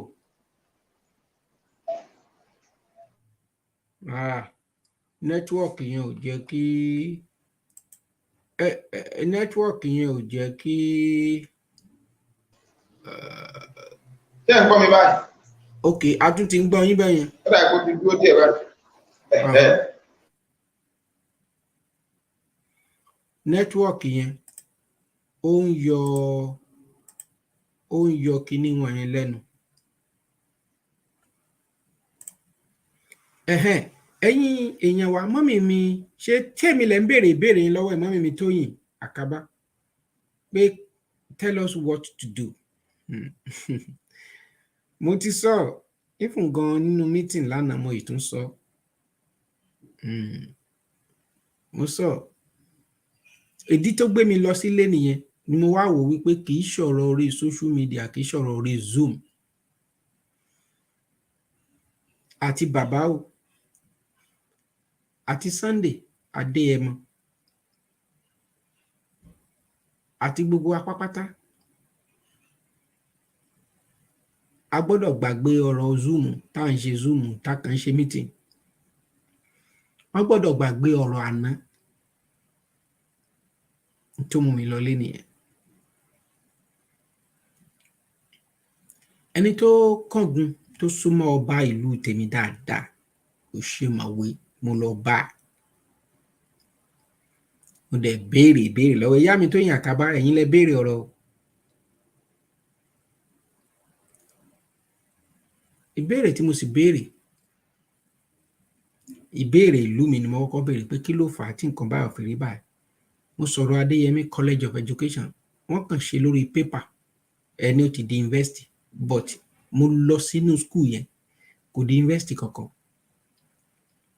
Kí ló fà á tó jẹ́ pé gbogbo àwọn ọmọ yín tó graduate kádà náà gùn kiri? Àwọn ọmọ yín tá wà ń lo òyìnbó inú wa ò dùn sí. Ó dẹ̀ ṣe àlàyé díẹ̀, ibẹ̀ kọ́ ni mò ń lọ. Mo wá ní kí lẹ̀ ń ṣe lórí ààrẹ tuntun tó ṣẹ̀ṣẹ̀ wọlé yìí? Ṣé ẹ ò ní kóra yín jọ ẹ lọ bá kábíyèsí ẹ̀yin àgbààgbà? Kí lẹ fẹ́ ṣe sí Ondo town? Ondo ti gbajúmọ̀ tipẹ́. Ẹ listen sí tí mo sọ yìí, ibẹ̀ kọ́ ni mò ń lọ. Ó ga Ọlọ́run gan tí ẹ gbà wá lọ́wọ́ ẹni tó ṣẹ̀ṣẹ̀ kú ń bẹ̀ kíníkan ti fẹ́ kí. Wọ́n ní èmi ò tiẹ̀ gbàgbọ́ nínú ìlú yìí náà. Ó ní ìlú Nàìjíríà ni.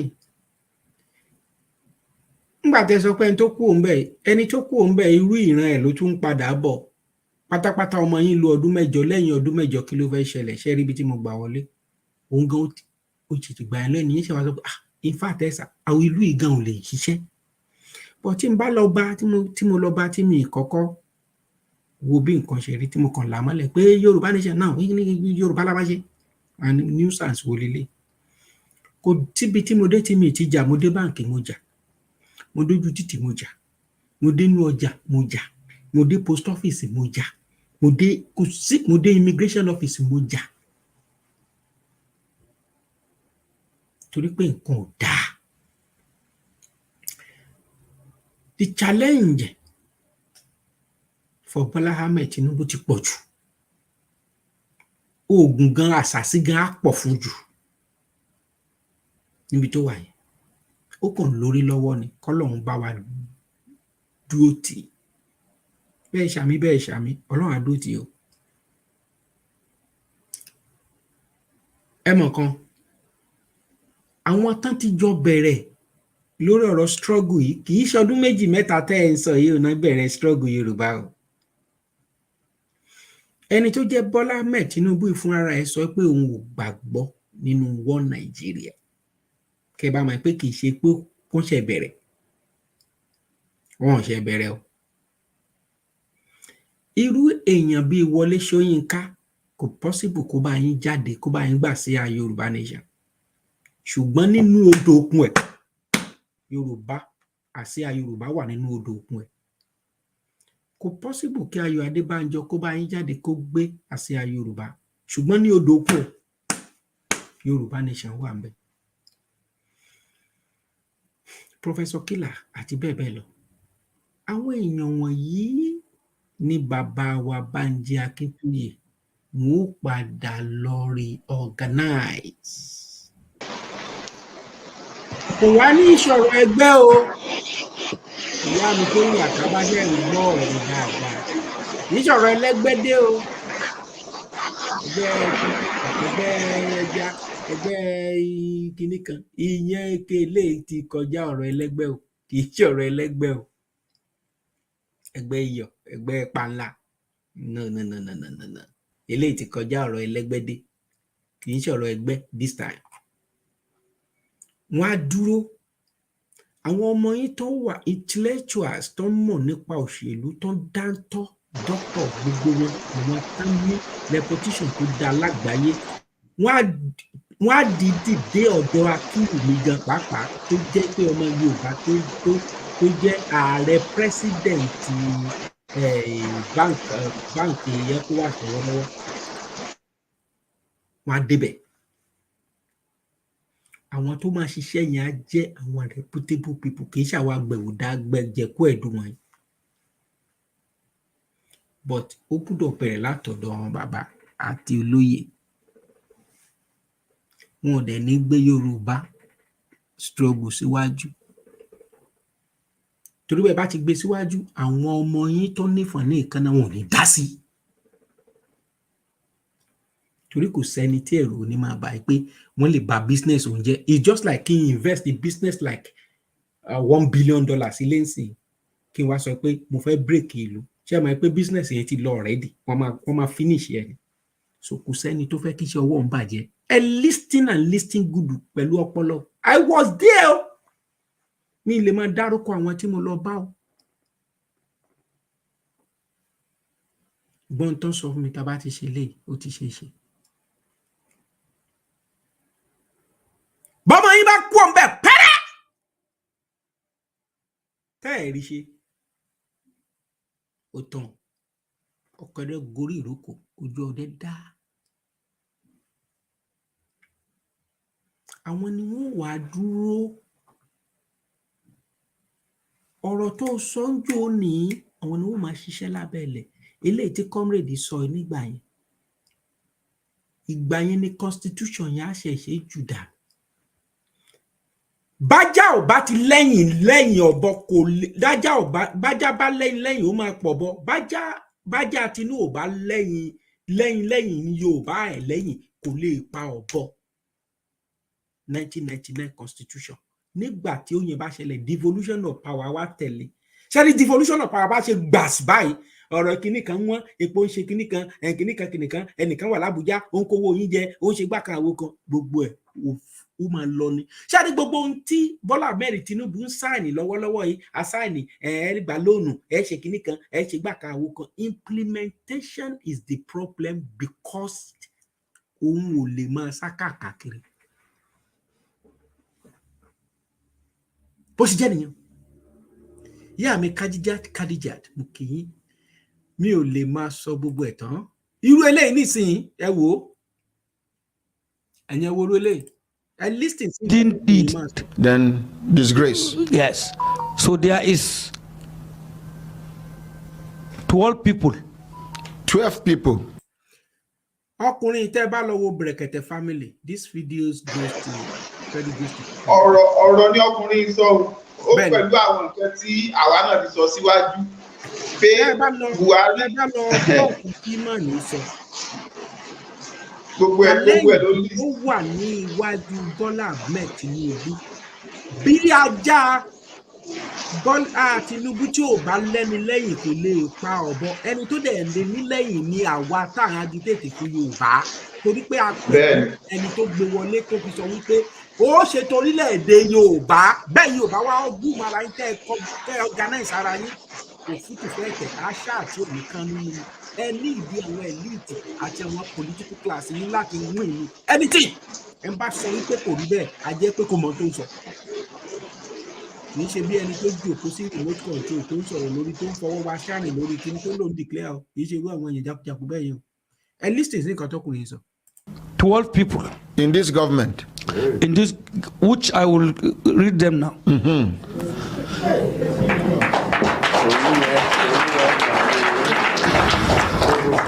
The first person, if we want to bring back the economic of this country, and we are serious, we have to arrest and investigate Central Bank Governor, which is now under investigation. One. Secondly, the EFCC chairman. Two.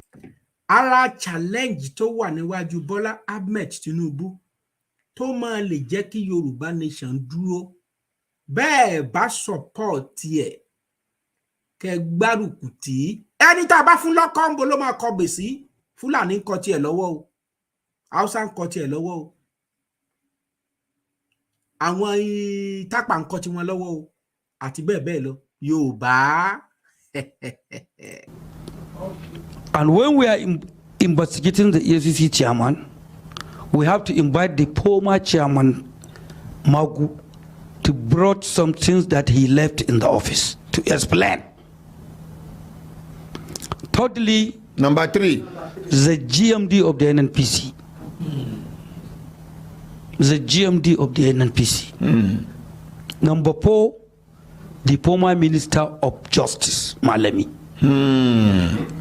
Number 5, the Sabi Utunde, who is the personal private secretary to the former President Buhari. The one where they sell recharge card before. That guy, that boy. He must become under investigation. And that is number 5. Number 5. That is number 5. Number 6, there is Mohammed Nani, the chairman of FIRS.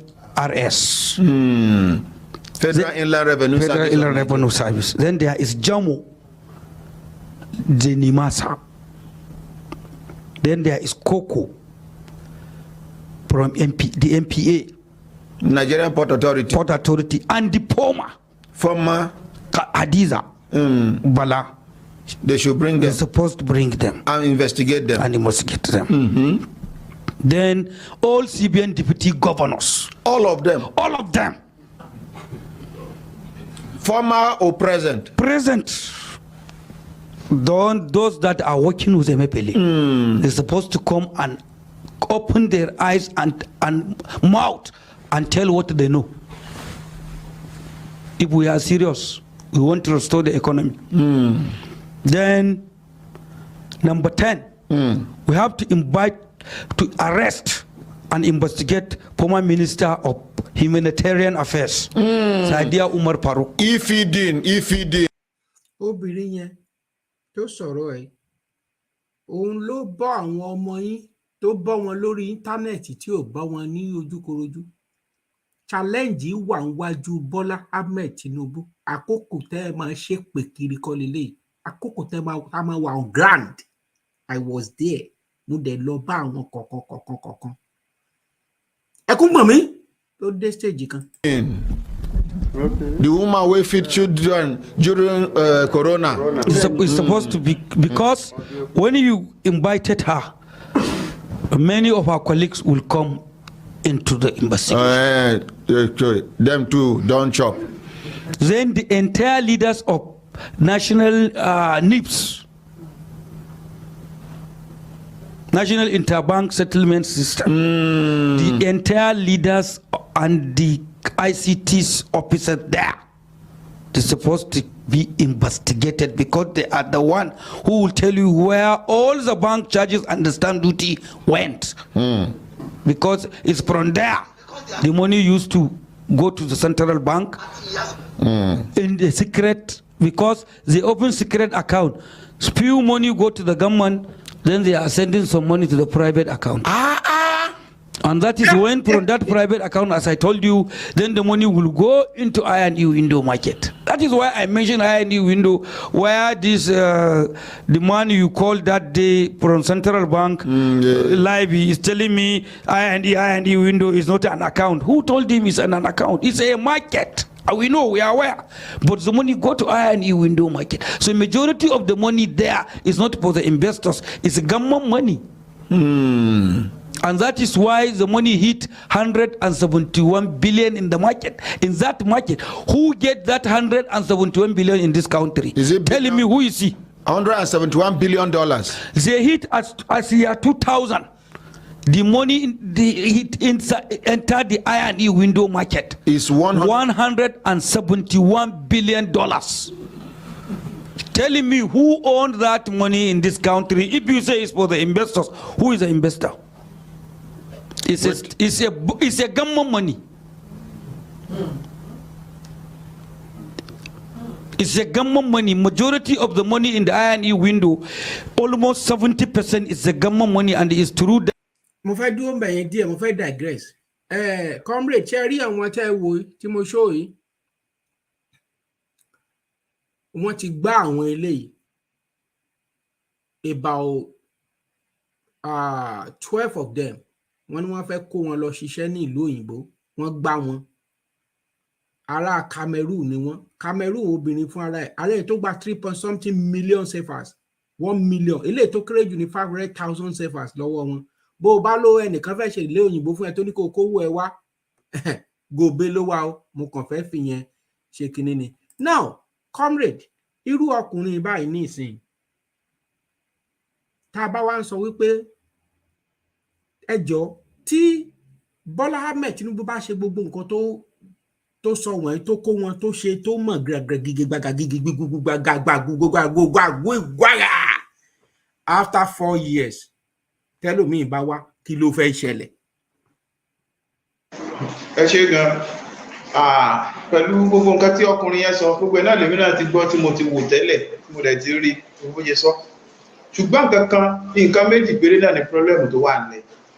Wàhálà ló fẹ́ fún Bọ́lá Ahmed Tinubu ṣe pẹ̀lú gbogbo àwọn tó ní kókó yẹn. Tí mo dẹ̀ mọ̀ pé nǹkan méjèèjì yẹn, ìkan bẹ̀ ó wà lọ́wọ́ Tinubu, ìkan bẹ̀ kò lè fífọ́ Tinubu, ìkan bẹ̀ ó máa fífọ́ Tinubu, ìkan ò lè fífọ́ Tinubu. Ìdí ni pé ṣẹ́ríwé òfin Nàìjíríà kò lè jẹ́ kí Tinubu ṣàṣeyọrí tó bá kó gbogbo àwọn èèyàn wọ̀nyí, kò lè jẹ́ kó ṣàṣeyọrí kankan bí ti wulẹ̀ ọmọ. Nítorí gbogbo àwọn tó máa kó yẹn pátá, ta ló fi wọ́n sípò? Ṣé kìí ṣe Ààrẹ Muhammadu Buhari? Ààrẹ Muhammadu Buhari ló fi wọ́n sípò. Nítorí lápèjúwe, ẹ fi mí ṣe ẹ̀dì company kan sìn pé àkọ́bíkọ́bí o, a gbé company ilé yín lọ́wọ́ o, bẹ́ẹ̀ ṣe máa gbà yẹn sí o, bẹ́ẹ̀ ṣe máa ṣe ogun nǹkan bẹ́ẹ̀ o, ẹ̀yin ni alákòóso bẹ́ẹ̀ o. So tẹ́ bá gbé company yẹn lé mi lọ́wọ́ tán, tí mo ṣe company yẹn lọ, tí company yẹn máa lọ collapse, ẹ jọ̀ọ́ ṣé gbogbo àwọn èèyàn tí mo gbà síbẹ̀ ṣé òun lè fẹ́ query ni àbẹ́ mi tẹ́ gbé company fún lẹ́mọ̀ query. ẹ máa gbọ́ ṣe rí Buhari ọkùnrin yẹn ní bóyá ló ní 100,000 gan lákàntì ẹ̀. Buhari wọ́n kàn gbé ọkùnrin yẹn wá, ó kàn wá mọ̀ kí rẹ́gísítà ni. Ó kàn wá mọ̀ kí rẹ́gísítà nígbà tó kọ́kọ́ wá kò ń ṣòun ló rúùlù. Ó kàn wá mọ̀ kí rẹ́gísítà ní tán pé ní Mr. Integrity kò òun fún ara ẹ̀ gan bí ìgbà téèyàn gbé dìdìrìn tẹ́ ẹ gbé sínú mọ́tò tẹ́ni tó dẹ̀ ń wà ní inú ẹ́ńjìnì. Èmi á sọ fún yín pé no, mi ò gbàgbọ́, mi ò gbà bẹ́ẹ̀, mo disagree pẹ̀lú tẹ́ sọ yẹn. Màá fi ti Jonathan máa fi ṣàpẹẹrẹ fún yín.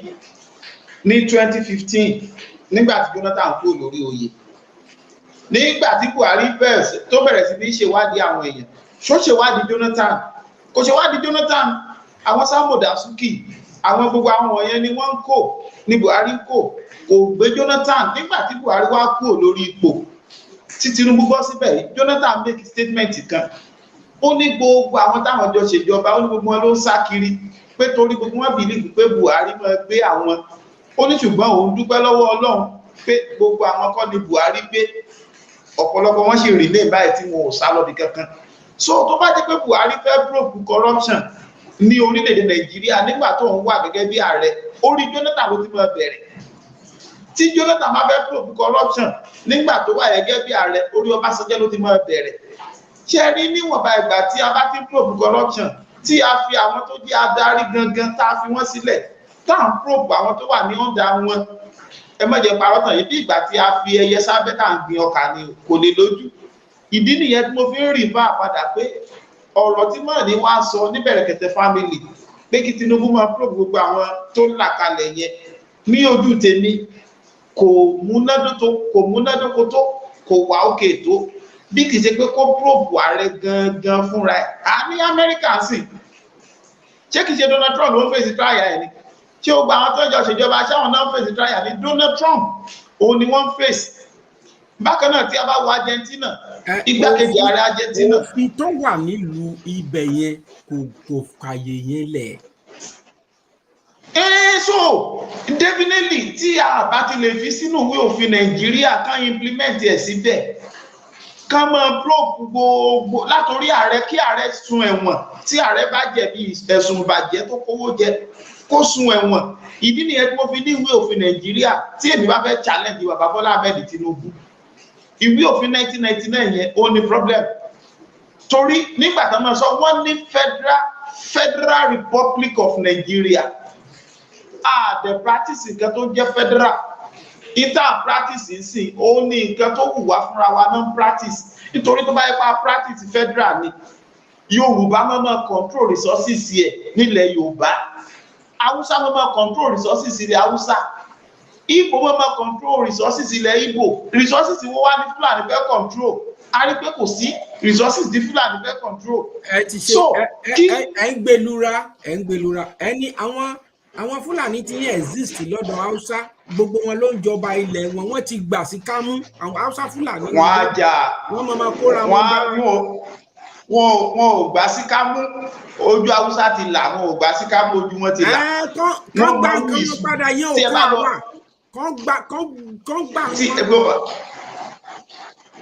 tí ẹ bá lọ wo ìjà tó ń ṣẹlẹ̀ láàrin Sambo Dasuki, Ganduje, former governor Kano State tó ṣẹ̀ kúrò ńbẹ̀, Ganduje àti Malam, former governor, CBN governor Sanusi Lamido àti Ganduje. Tí ẹ bá lọ wo ìjà tó ṣẹlẹ̀ láàrin wọn, àṣírí kan wà ńbẹ̀. Ṣé rí Rabi Kwankwaso, tí ẹ bá trace ìran Rabi Kwankwaso kì í ṣe Connaught, kì í ṣe ọba Haúsá. Rabi Kwankwaso ọmọ Abẹ́òkúta ni Rabi Kwankwaso. Bàbá ẹ̀ ọmọ Abẹ́òkúta ni wọ́n. Iṣẹ́ rélùwé ni wọ́n ṣe láti Abẹ́òkúta lọ sí Kano, tán fi tẹ ibi tán tẹ̀dó, tán fi tẹ bẹ̀dó.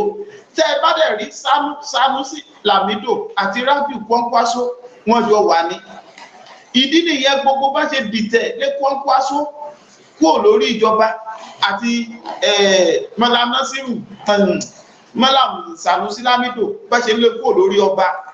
ó ṣokùnfà nítorí pé kọ́ north kọ́ ni Kwankwaso Haúsá ti mọ̀ rárá wọn wọ́n dẹ̀ ti ń trace ìtàn ara wọn lọ́wọ́lọ́wọ́ àṣírí tó lu síta lè fi ra abẹ́ lórí afẹ́fẹ́ wọ́n ti mọ̀ wọn tí oníkálukú ti wá wọ́n dẹ̀ ti ń trace ìtàn ìran wọn bí Yorùbá náà ṣe ń trace ìtàn rẹ̀ lọ́wọ́lọ́wọ́ yìí bẹ́ẹ̀ náà làwúsá ti ń trace tiwọn lọ́wọ́lọ́wọ́ ó kàn jẹ́ pé Haúsá ní kinní kan tí wọ́n ń lò ẹni tó bá ti jẹ́ olórí ẹ̀sìn Haúsá ò fẹ́ takò tó bá ti jẹ́ olórí ẹ̀sìn ìdí nìyẹn tẹ́ fi rí tí nǹkan yẹn ṣe ń sinmi díẹ̀ ní north ìdí tẹ́mi fi wá gbé síta bàbá Tinubu wá sọ̀rọ̀ kan tí mo ní mi ò ní sọ last week màá tún wá tú síta a wà ní meeting àwa àti àwọn human rights ẹgbẹ́ wa àtàwọn tó jọ̀gá fún wa a ṣe meeting wọ́n wá ń make mention wípé nígbà tí wọ́n pa ọmọ bàbá Rúbẹ̀ Fáṣọ̀rántì nígbà yẹn lákùrẹ́ tí bàbá Bọ́lá Ahmed Tinubu tó lọ visit bàbá Fáṣọ̀rántì bàbá Tinubu ó sọ àwọn ọ̀rọ̀ kan tó bí ọmọ Yorùbá nú wọ́n ní where are the cows bẹ́ẹ̀ni inú bí gbogbo ọmọ Yorùbá ṣùgbọ́n bàbá Tinubu wọ́n wá ló sọ̀rọ̀ kan níbẹ̀ wípé kò sí nǹkan kan tí a lè ṣe níwọ̀nba ìgbà tí ọwọ́ wa ò bá tí ì tẹ agbára pé ẹ jẹ́ kí gbogbo Yorùbá kọ́kọ́ parapọ̀ kí ọwọ́ wọn ba agbára tí ọwọ́ wọn bá ti ba agbára wọ́n wá ṣẹ̀ṣẹ̀ wá ní ẹ̀tọ́ àti jà ìdí nìyẹn tẹ́mi fi wá sọ fún bàbá Tinubu sì wípé challenge tẹ́mi lè challenge wọn ní ìwé òfin ọdún 1999 tí a ṣe yẹn tí bàbá Tinubu bá fi lè rí miss àti àwọn ilé ìgbìmọ̀ aṣòfin tó jọmọ Yorùbá àti àwọn táwọn agitate fún Yorùbá àti àwọn fẹ́ẹ̀rí pé gbogbo àwọn bàbá Fẹ́nifẹ́re wọ̀nyí ìwé òfin làwọn pariwo pé kán dànù páwọn ò fẹ́ ìwé òfin àwọn ò sọ pé kán yà kó lára Nàìjíríà bọ̀ wọ́n sọ pé ìwé òfin tí a bá dẹ̀ wo àwọn bàbá Fẹ́nifẹ́re dáadáa àwọn bàbá àgbàlagbà wọ̀nyí majority wọn lọ́ọ̀yà ni wọ́n mọ̀ ti fún tẹjọ́ òfin orílẹ̀-èdè Nàìjíríà bẹ́ẹ̀ náà láti rí àwọn lọ́ọ̀yà kànrìnkànrìn lórílẹ̀-èdè àti rí Afẹ́ Babalọ́lá wọ́n ti dìde wọ́n against ìwé òfin 1999 lọ́ọ̀yà Fárótìmí ó náà dìde ó against ìwé òfin 1999 àwọn kọ̀ọ̀kan nínú àwọn Haúsá náà àwọn náà against ìwé òfin 1999 so àríbàbá Fálànà àwọn náà against ìwé òfin yẹn even though nínú National Assembly àti ráwọn tó jẹ́ aṣòfin lóríṣiríṣi tábí against ìwé òfin 1999 ọkọ̀ bàbá yìí o tó nà sókè tó sọ pé this is the problem of this country. So gbogbo àwọn nǹkan wọ̀nyí ibi tẹ́mi fi sọ wípé èmi challenge bàbá Bọ́lá Ahmed Tinubu lórí ìwé òfin Nàìjíríà nìyẹn tí wọn ò bá dá ìwé òfin inú ó mọ difficult fún wa díẹ̀ lórí mo jókòó mo rò dáadáa pé Yorùbá nation kí la tẹ̀lé ní ṣàtẹ̀gùn sáà mò ń gbọ́ yìí. Wọ́n pọ̀ jù yín lọ ní ilé ìgbìmọ̀ aṣòfin bó ló yẹ fẹ́ ṣe.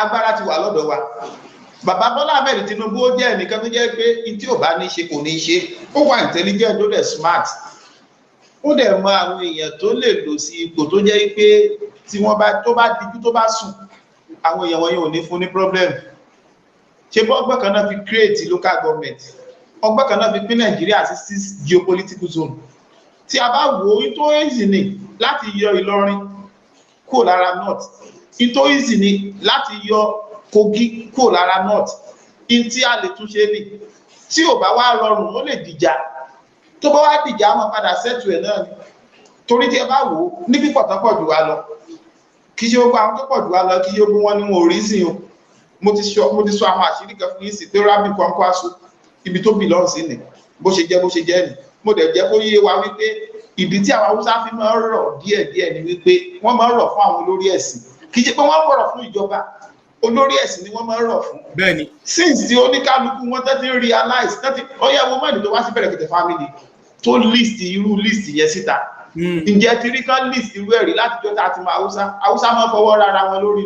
Bẹ́ẹ̀ni. Bọ̀lélẹ̀ wọ́n ti ń wise orí ọ̀pọ̀lọpọ̀ wọn ti ń pé ọ̀pọ̀lọpọ̀ wọn dẹ̀ ti mọ ìyà tó ń jẹ wọ́n dẹ̀ ti mọ àwọn tó jẹ́ core nut wọ́n dẹ̀ ti mọ àwọn tó ń ṣe core nut gbogbo ènìyàn tó ti ń wà tó ti ń fojú wọn ó ti yàtọ̀ sí tàná tó jẹ́ pé àmúlùmọ́là ó ti ń yàtọ̀ tábà sọ pé lèbi máa tòfin south east south west wọ́n wà south north east north west north central wọ́n wà north nínú àwọn north central Yorùbá wà nù wọn nínú àwọn north central Tífì wà nù wọn nínú àwọn north central Tápà wà nù wọn nínú àwọn north central sáà àwọn Benue bákan náà.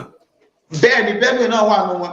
so tá bá ní káwọn tó wà nílẹ̀ yìí bàbá Bọ́lá Ahmed Tinubu Yorùbá ló nídìí àti iṣẹ́ pẹ̀lú bàbá Bọ́lá Ahmed Tinubu bẹ́ẹ̀ ti sọ Yorùbá ló nídìí àti iṣẹ́ pẹ̀lú ẹ̀ tí Yorùbá bá ṣiṣẹ́ pẹ̀lú bàbá Bọ́lá Ahmed Tinubu ní hand to hand I repeat things will work out especially àwọn táwọn agitate fún Yorùbá nation things will work out ní different way táwa gan believe ẹ jẹ́ ká wọ́n bàbá Bọ́lá Ahmed Tinubu ṣe yẹn ipò ẹni kó fi bẹ́ẹ̀ àwọn mínísítà bọ́ ti wà nínú òfin wípé wọ́n kún ò lè lò ju 2 months láti yẹ mínísítà Buhari ti sáà ètò lọ pé kò lè ju 2 months tí ẹ bá wá wo mínísítà tó Bọ́lá Ahmed Tinubu fẹ́ yàn èmi dẹ̀ fi ń dání lójú wípé tá a bá máa rí ex governor ex senator ex minister nínú mínísítà yẹn very ni kò lè pọ̀ nítorí bàbá Bọ́lá Ahmed Tinubu mọ bó ṣe fẹ́ ṣe ìjọba ẹ̀ tó dẹ̀ jẹ́ pé ó tún jẹ́ ẹnìkan tó jẹ́ pé lásìkò tá a wà kò sí godfatherism fún bàbá Bọ́lá Ahmed Tinubu tẹ́ bá lọ wo ètò ìjọba ẹ̀ dáadáa.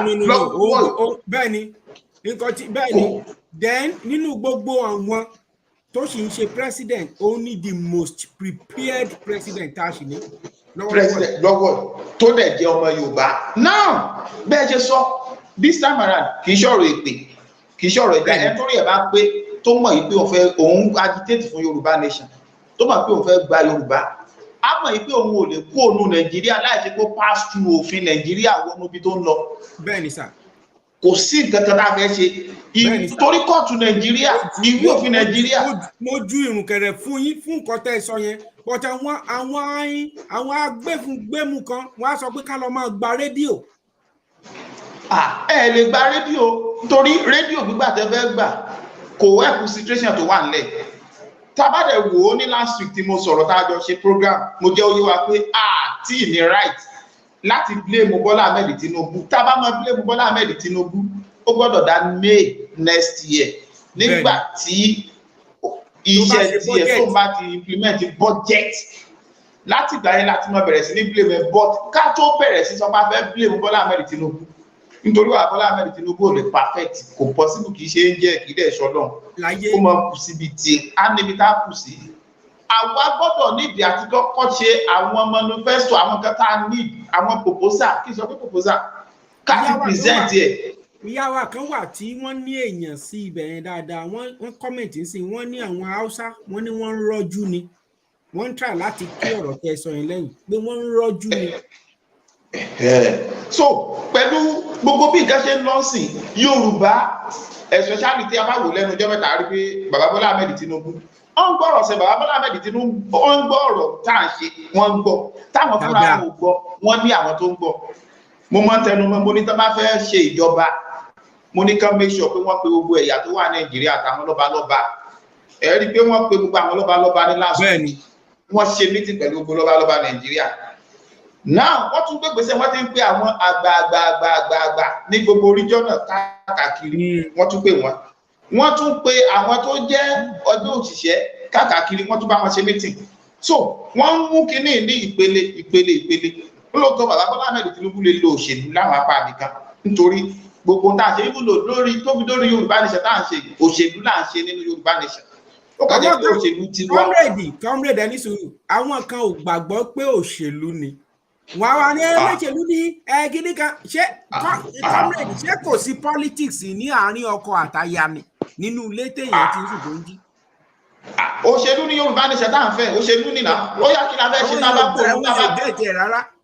tá a bá gba Yorùbá nation kí la fẹ́ ṣe ṣé kì í ṣe òṣèlú la fẹ́ ṣe ni òṣèlú ní Yorùbá nation tá à ń ṣe iye tíjọba Nàìjíríà ń ṣe ni ò tẹ́ àwa lọ́rùn táwa fi sọ pé a fẹ́ nation so tá a bá wá fẹ́ gba nation ṣé kì í ṣe inú òṣèlú láti máa bọ́ sínú nation ni tá a bá wá bọ́ sínú nation tán ṣé kì í ṣe òṣèlú náà láti máa ṣe ń bẹ̀ ni ìwé òfin ló máa jẹ́ kí nǹkan tá a máa ṣe máa yàtọ̀ síra wọn tí a bá ti ní ìwé òfin tó fi àyè gba kí bí nǹkan ṣe gbọ́dọ̀ rí tó ti fa àyè gbà tá a ti mọ̀ pé ọ̀tọ̀ láàyè president ọ̀tọ̀ láàyè governor ọ̀tọ̀ láàyè minister ọ̀tọ̀ láàyè councillor ọ̀tọ̀ láàyè chairman tí oníkálukú ti mọ iṣẹ́ tó yẹ kán ṣe àìmọ̀ iṣẹ́ tó yẹ kán ṣe ní Nàìjíríà ṣe wọ́ọ̀sì tẹ́lẹ̀ apáti pé bóyá a fẹ́ pín àbí àpín dandan ní ká pín even though tí à ń lò ná 24 hours ní Nàìjíríà tí omi ń yọ tí gbogbo nǹkan lọ bó ṣe yẹ kó lọ a gbọ́dọ̀ pín Nàìjíríà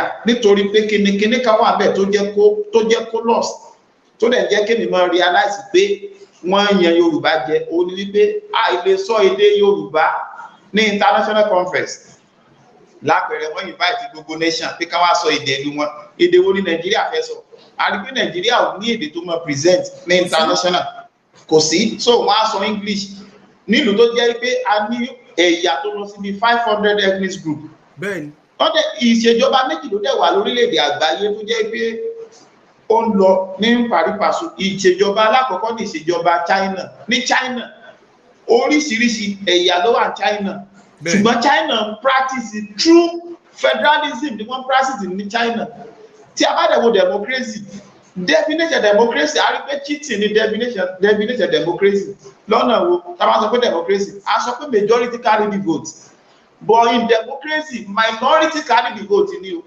nítorí tí a bá wo àwọn tó ń ṣèjọba ní democracy minority ni wọ́n view minister commissioner councillor chairman honourable minister fún ilé ìgbìmọ̀ aṣòfin àti senator àti president gbogbo wọn tí a bá kó ogun wọn papọ̀ gbogbo wọn wọ́n pọ̀ tán 1,000 people ká sọ pé gbogbo 1,000 ṣé 1,000 ló wá máa decide nǹkan tí population nǹkan 200 million population a rí pé democracy yẹn tí a ò bá practice ẹ̀ into law irọ́ ni democracy America fi ń jẹ lọ ni wípé wọ́n practice ti wọn into law gbogbo nǹkan tí wọ́n ń ṣe ìyàtọ̀ díẹ̀ ló wà láàrin gómìnà president àtàràlú ṣùgbọ́n Nàìjíríà ìyàtọ̀ tó wà láàrin wa ó pọ̀ tó jẹ́ wípé ìyàtọ̀ tó wà láàrin olówó ó dàbí sánmọ̀ sí ilẹ̀ ni ìyàtọ̀ tó wà láàrin gómìnà àtàràlú àti ọba gan káti ẹ̀tún sọpọ̀ ọba ká má ti lọ sọ́dọ̀ gómìnà tẹ bá fẹ́ rí ọba àlú mi tẹ fẹ́ rí ẹ ṣe wàhálà ọba tó yẹ pé kò ẹ nídìí àti kanlẹ̀kùn ẹlẹ́ẹ̀mejì kẹ tó rí ọba àlú yín ṣùgbọ́n ẹ ṣe wàhálà débi pé kẹ tó rí ọba so gba wọn kí níwọ̀n ló jẹ́ kí democracy Nàìjíríà kó yàtọ̀ sí Amẹ́ríkà because I implement democracy lọ́dọ̀ Amẹ́ríkà ni àwọn náà introduce democracy all over the world ìyẹn Amẹ́ríkà policy wọn ni à ń lò so taba lo policy United Kingdom gẹ tó colonize wa lo policy United torí taba lo policy United Kingdom àwọn practice true federalism kí lẹ ní true federalism ta kí lẹ ní parliament bẹ́ẹ̀ bá dàda ẹ máa ṣe practice ẹ ní pé Yorùbá máa govern Yorùbá Hausa máa govern Hausa Igbo máa govern Igbo Niger Delta máa govern ara wọn gbogbo resources oníkálukú wọn máa lò láàyè wọn tí wọn á dẹ̀ máa pàdé ní bí Scotland Iceland United Kingdom àti Wales bá ṣe ń pàdé ní parliamentary kan bẹ́ẹ̀ náà ló ṣe ká máa pàdé tó bá yẹ pé lóòótọ́ là ń practice true federalism fún di èyí my challenge to Bọ́lá Ahmed Tinubu ìyẹn our president elect tẹ́lẹ̀ ti wà lórí oyè báyìí kọ́lọ̀ jẹ́ kí ẹ̀mí wọn gùn kọ́dẹ̀ ní àlàáfíà ara láti lo ipò. That 1999 constitution either we like it or not àtàwọn tá à ń pè fún Yorùbá nation àtàwọn tí ò pè fún Yorùbá nation tí 1999 constitution yẹn ò bá kọ́kọ́ di nǹkan fẹ́ jù sọnù ẹ má jẹ́ parọ́ tẹ̀ jẹ láti sọ pé a fẹ́ kó Yorùbá a fẹ́ kó Nàìjíríà lọ sínú Yorùbá nation á difficult nítorí pé kí ni gbogbo òfin Nàìjíríà ni wọ́n sì máa lò lé wa lórí ó jẹ́ challenge tèmi lè challenge wa Bọ́lá Ahmed Tinubu.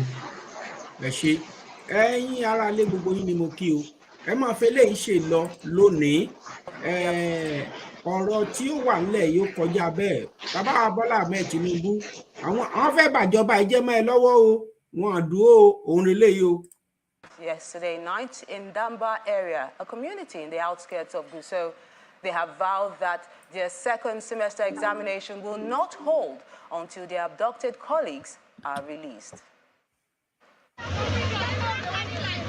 These are students from the Federal University Gusau, Zamfara State, out on the road in protest, halting vehicular movement on a major highway linking Sokoto, Zamfara, Katsina, and Kaduna states.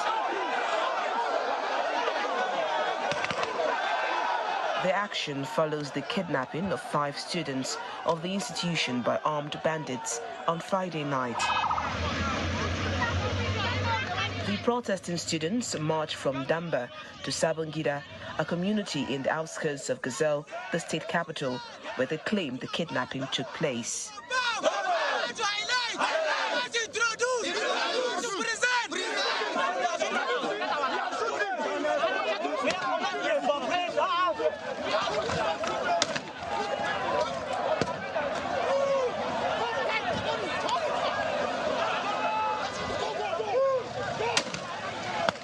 eyewitness narrates what happened.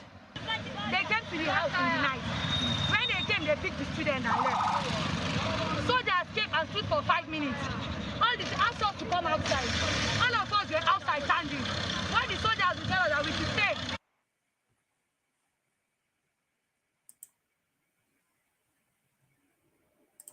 Coming. They did not keep, they only kept vigilante with us. Vigilante with Kalamku. When they came back, next thing, we came back in the morning, we were all there coming to see the place. Then the school dean now came. He said that he's sorry for everything that happened. This is what happened, that is what happened. But what he is trying to say is that when they came, at least 15 hefty boys were supposed to be there to attack the bandits. Is that what the school dean is supposed to tell us? 5 people were kidnapped yesterday. 3 guys, 2 girls. Yes, they were kidnapped. Look at my house, look at their house. We were all at the scene. Some of the students expressed their displeasure over the incessant abduction of their colleagues. The government should please come to our rescue. We are living in fear.